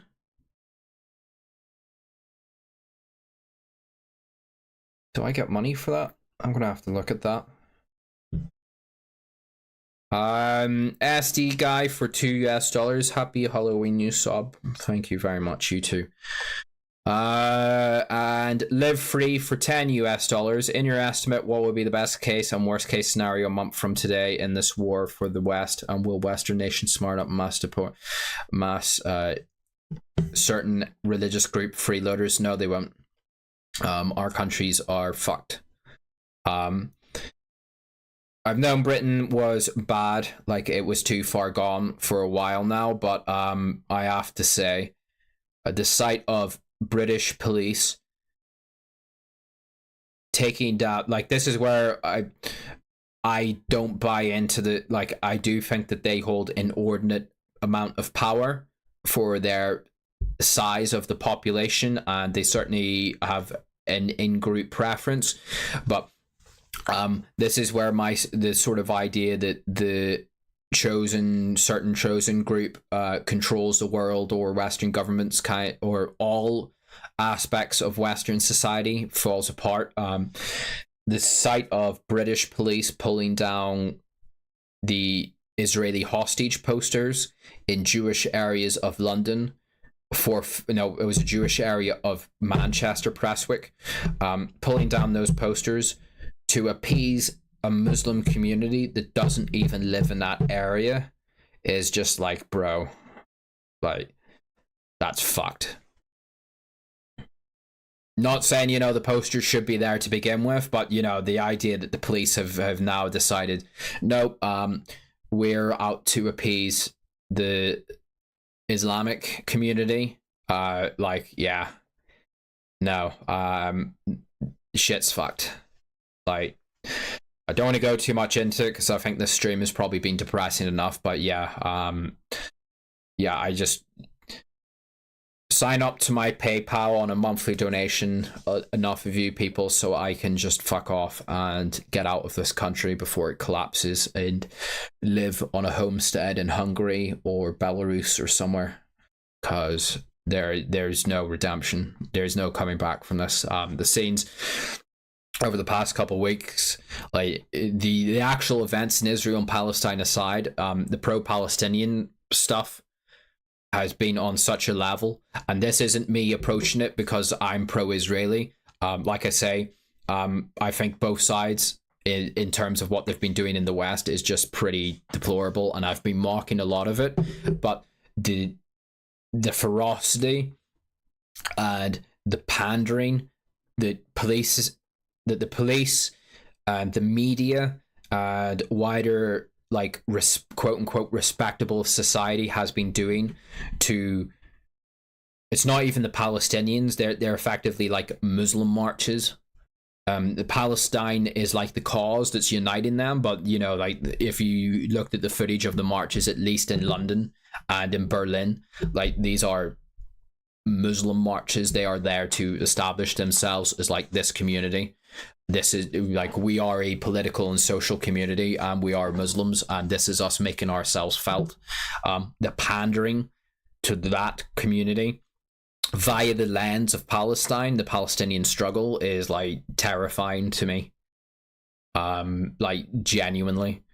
And it really is pissing me off, is any discourse, especially from like cuckservatives, from Western cuckservatives and fucking basic bitch right wingers, who their only argument in opposition to this stuff is, oh no, the Jewish community in Britain is scared, or oh no, how can we allow this group that is so openly anti-Semitic like march on the streets? Like, is just nauseating. Like, no, we the British, the European people, like, we have our own interests. These are our homelands.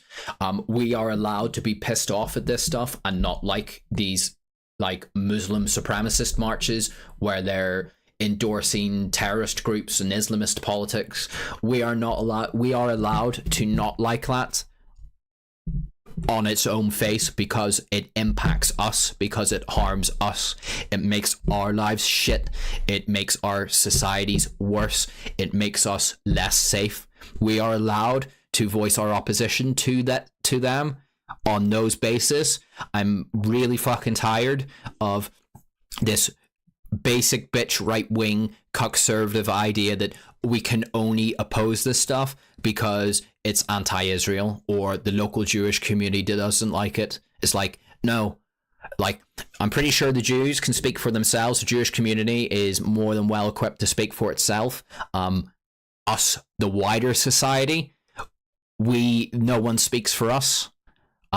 We don't like this stuff because it is bad for us.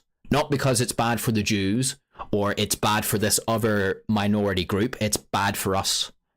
These people are coming into our societies and making it fucking shit, and it's impacting us negatively, and we have a right to speak out against it. But yet the entire discourse is, oh, this is bad because the local community in Golders Green is starting to feel upset.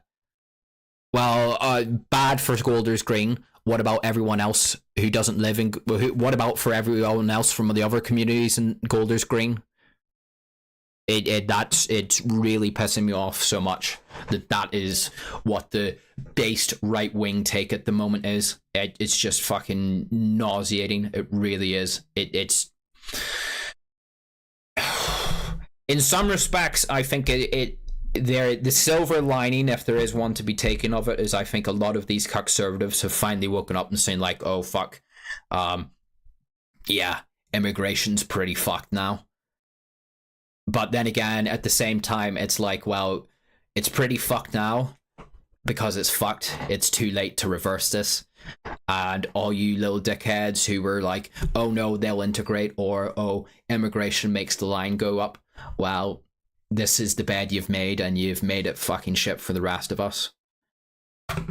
So, like I say, I don't want this to be too fucking depressing, but like, it's just, God, I really haven't seen a lot of white pills out of this. The other thing that I've kind of thought of that I'm starting to get a bit aggravated by is a lot of the distant right who have jumped fully on board, like fully so, with the pro-Palestinian stuff, because in their worldview they're like really anti-Israel, and Zionism and the Israelis and the Jews are the biggest threat.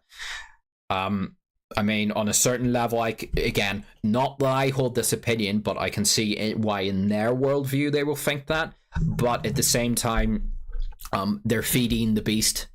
That once that beast is done with the Jews or the Zionists or whatever, that beast is going to be emboldened and engorged. And who do you think that beast is going to turn on next? Because all these little Muslim identitarian groups that are now being suckered up to and promoted and given succor to by distant right groups, not going to name any names in particular, whenever Israel goes off the news, Israel and Palestine drifts off the news cycle, do you think these Muslim groups are just going to like go back home and sit tight, or they're going to think, oh, these white nationalists who supported us in our pro-Palestinian activities, we're going to get on fine with them?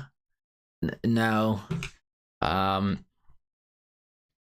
say I try to keep nuanced in this stuff, and I'm like, I don't like seeing kids die. I don't like seeing the old families at the kibbutz being murdered. I don't like seeing homes being collapsed by Israeli airstrikes. I don't like seeing, it'd be nice if there was world peace and people didn't die. But ultimately, what happens there is for what those people to do. If Western countries have anything to do with it, maybe we could give some money in to fund like a hospital somewhere to help people who are injured. Maybe we could fund like fresh water supplies to these people. Maybe that's something we could do.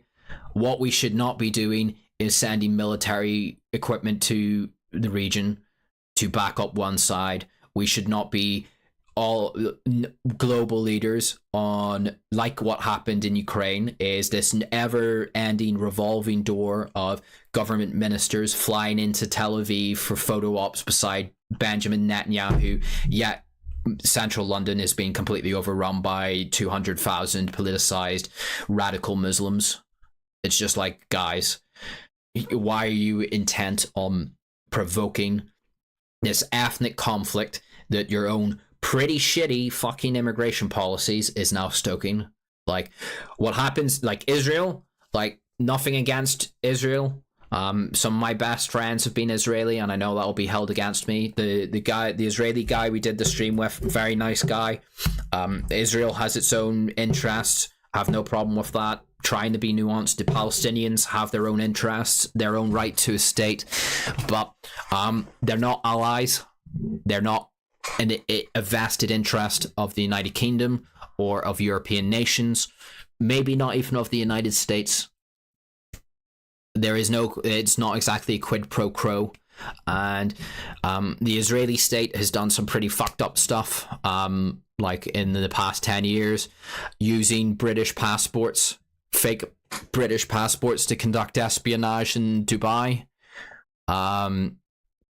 I kind of fucked off whenever, well, I'm not going to say that stuff, but, Israel is not essential to British interests. Israel is not essential to European interests. Israel is not really essential to American interests, depending on what way you frame it.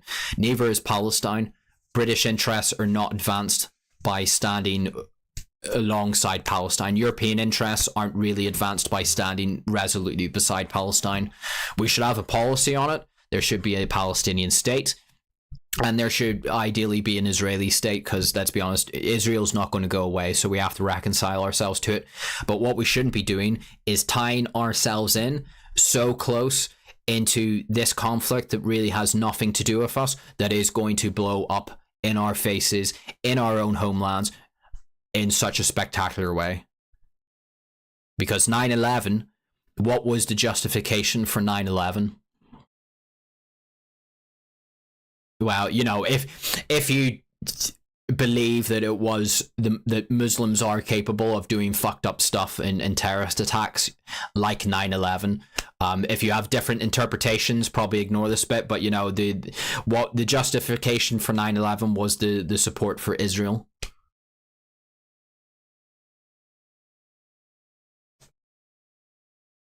And, kind of blew up in our faces. And what has that really gotten us? 2 wars in the Middle East, which we effectively lost. But yeah, we thought was a good idea to start importing mass the populations of the countries that we invaded and helped destroy. Like, you know, we should have good relationships. Ideally, you know, we can trade with Israel and ideally Palestine. Have a good relationship with the Israeli government and the Palestinian government. But, you know, Israel's not a British ally. Israel's not really a European ally. Israelis don't really come and help us in our wars, which are often come about as a result of our support for them. So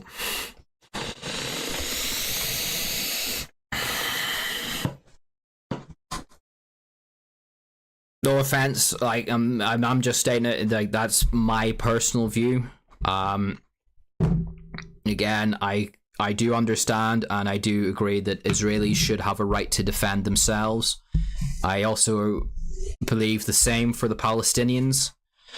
I think right to defend yourself does not also equate into blanket carte blanche to carpet bomb Gaza into the dirt.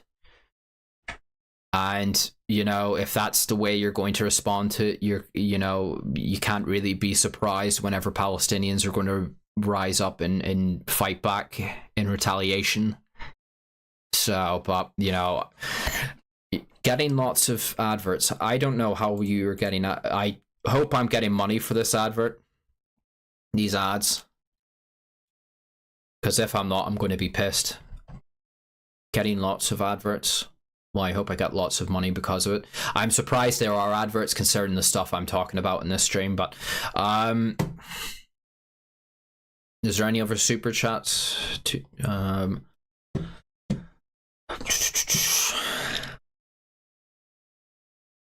YouTube is gay. Make a Kick channel. I'll go on Rumble. I'm not going on Kick. I've heard bad things about Kick. Rumble seems to be fairly. I've got a Rumble channel. I don't have time really to sit down and then properly sort it out.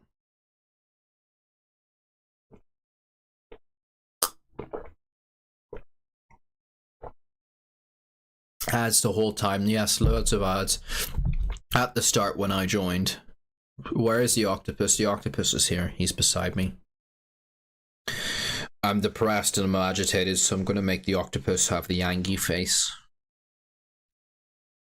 The Yangi octopus. Here, I'll take a picture of the octopus.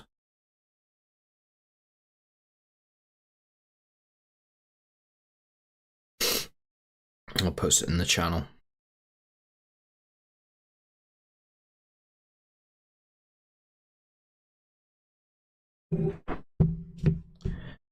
There you go, that's the octopus.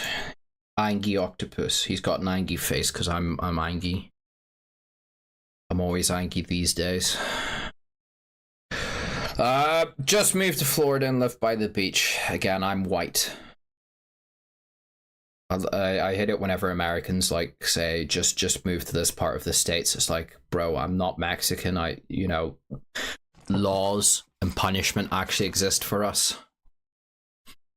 Michael Cooking, have you thought about going into politics yourself? I did that once before. Who was behind the Windrush and who lobbied for change? You have insight. Would you go on a show called The Loaded? No, oh God. No, I don't particularly have much interest in interacting with those people. I've done that before and not particularly keen on interacting with Carl and his little gaggle of friends. Get them all of your institution.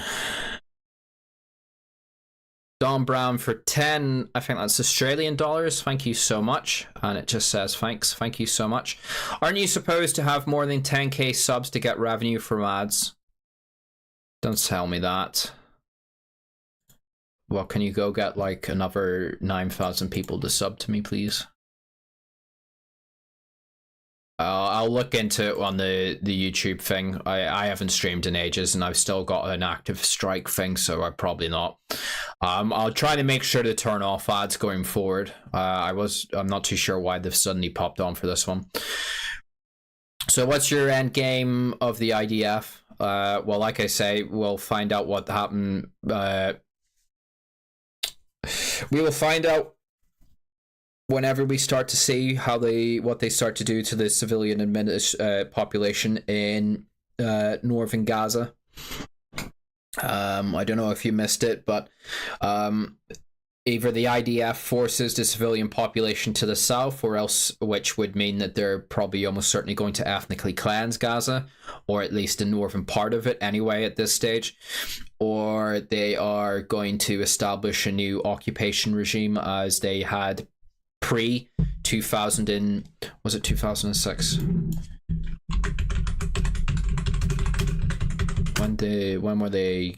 Was it 2003 or 2006 whenever the Israelis pulled out?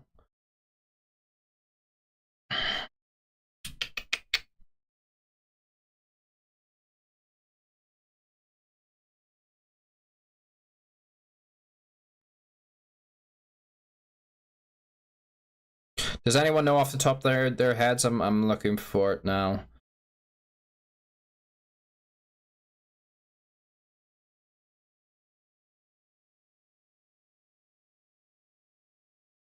(2005).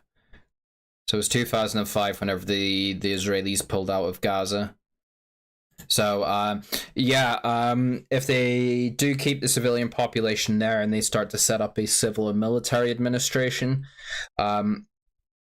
you'll probably see a reversion to the situation pre-2005, where Gaza is like, in a weird way, it is reunified with the West Bank, brought back under a nominal, probably like Fatah-led, collaborationist style administration.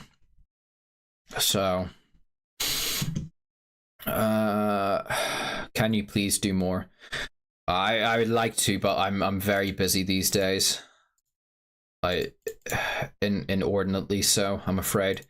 I'd like to try and stream more, but it's finding the time to do the prep. And the just a time to actually physically do the stream. I don't have as much time as I did previously, but I would like to do more streams. It's just, like I say, finding the time. A very busy guy.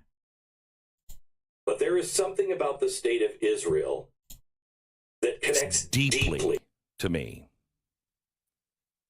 To have the privilege to stand with the Jew is a tremendous honor, spiritually. So I want to read a letter that I wrote that I am sending to the state of Israel. To Prime Minister Benjamin Netanyahu and the honorable officials at the state of Israel.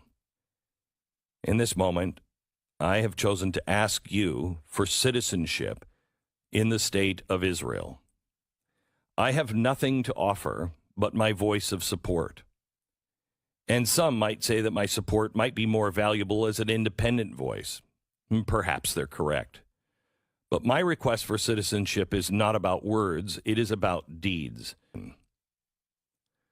Why, one might wonder, would I want to embrace a heritage and identity that is so ruthlessly hunted down again and again? Yet it is precisely during such moments that we must choose to stand. I anticipate no privileges or exemption from the state of Israel. I instead yearn to align myself with those willing to rise, to fight, and sacrifice for the fundamental right to live. Is this not what both Israel and America embody?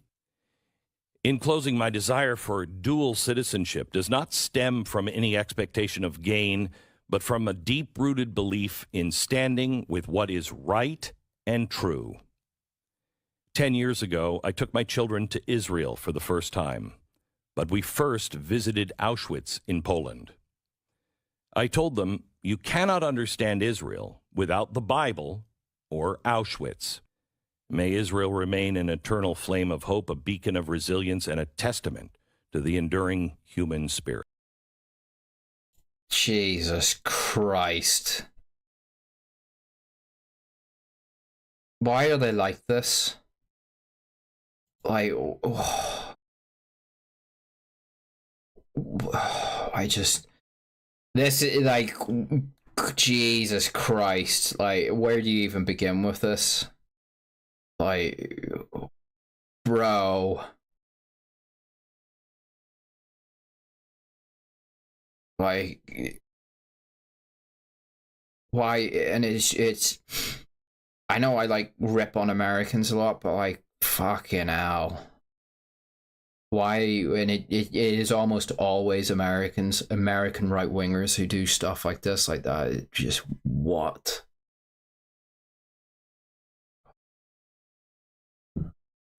Well, I was going to come in and say, come follow my new Twitter account because my old Twitter account got banned. So this is the new one. Well, this is technically my old Twitter account because as soon as my old account was banned, I got this one unsuspended. So that was certainly a spook. I got spooked on Halloween by whatever the fuck this was. Jesus Christ.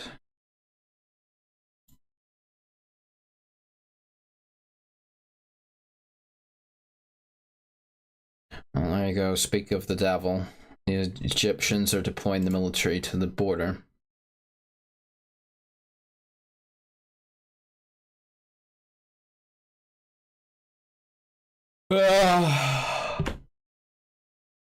And this fucking idiot here, like this fucking retard. It astonishes me that so many people ball wash this man. Like, God, I can't even put it into words. Just the depravity, the depths that these people will plunge.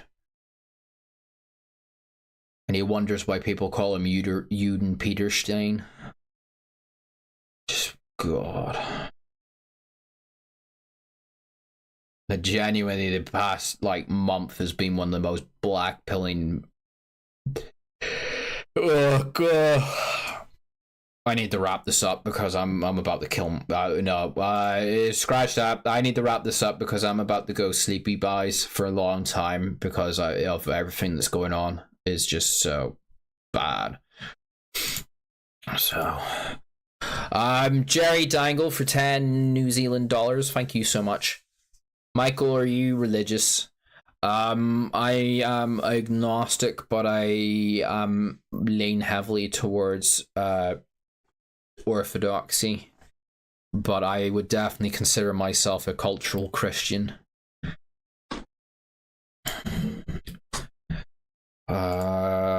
Has anyone said anything in Telegram? Let's have a look.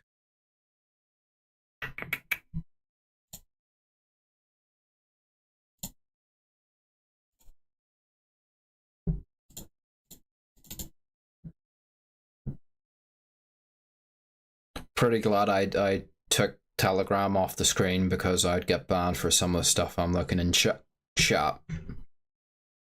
God.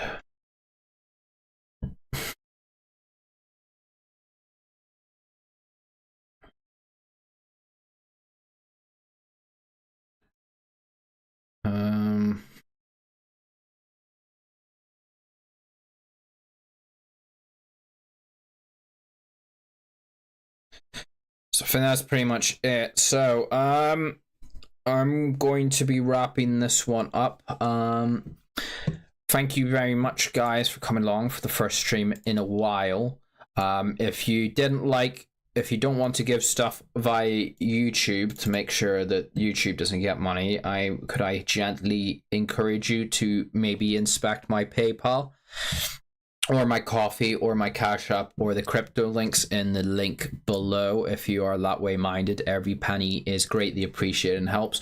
Otherwise, the link tree linked below just leads to my various social media profiles if you're interested in stalking me around the internet.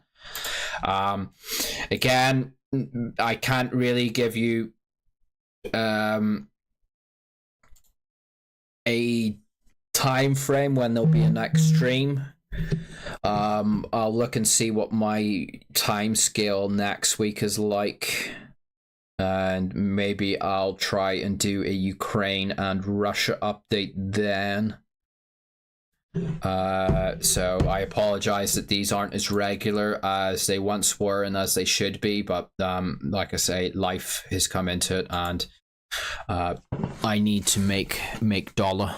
I need to go out and find some cheddar off the internet until the internet pays for itself. So with that, thank you for coming along, chat, and hopefully YouTube doesn't retroactively just decide to ban me because of this stream. So with that, happy Halloween, fellow Halloweenies. Bit of a more depressive stream, this one, but I hope your Halloween's been good, and yeah, have a good one, and see you all soon. Bye bye.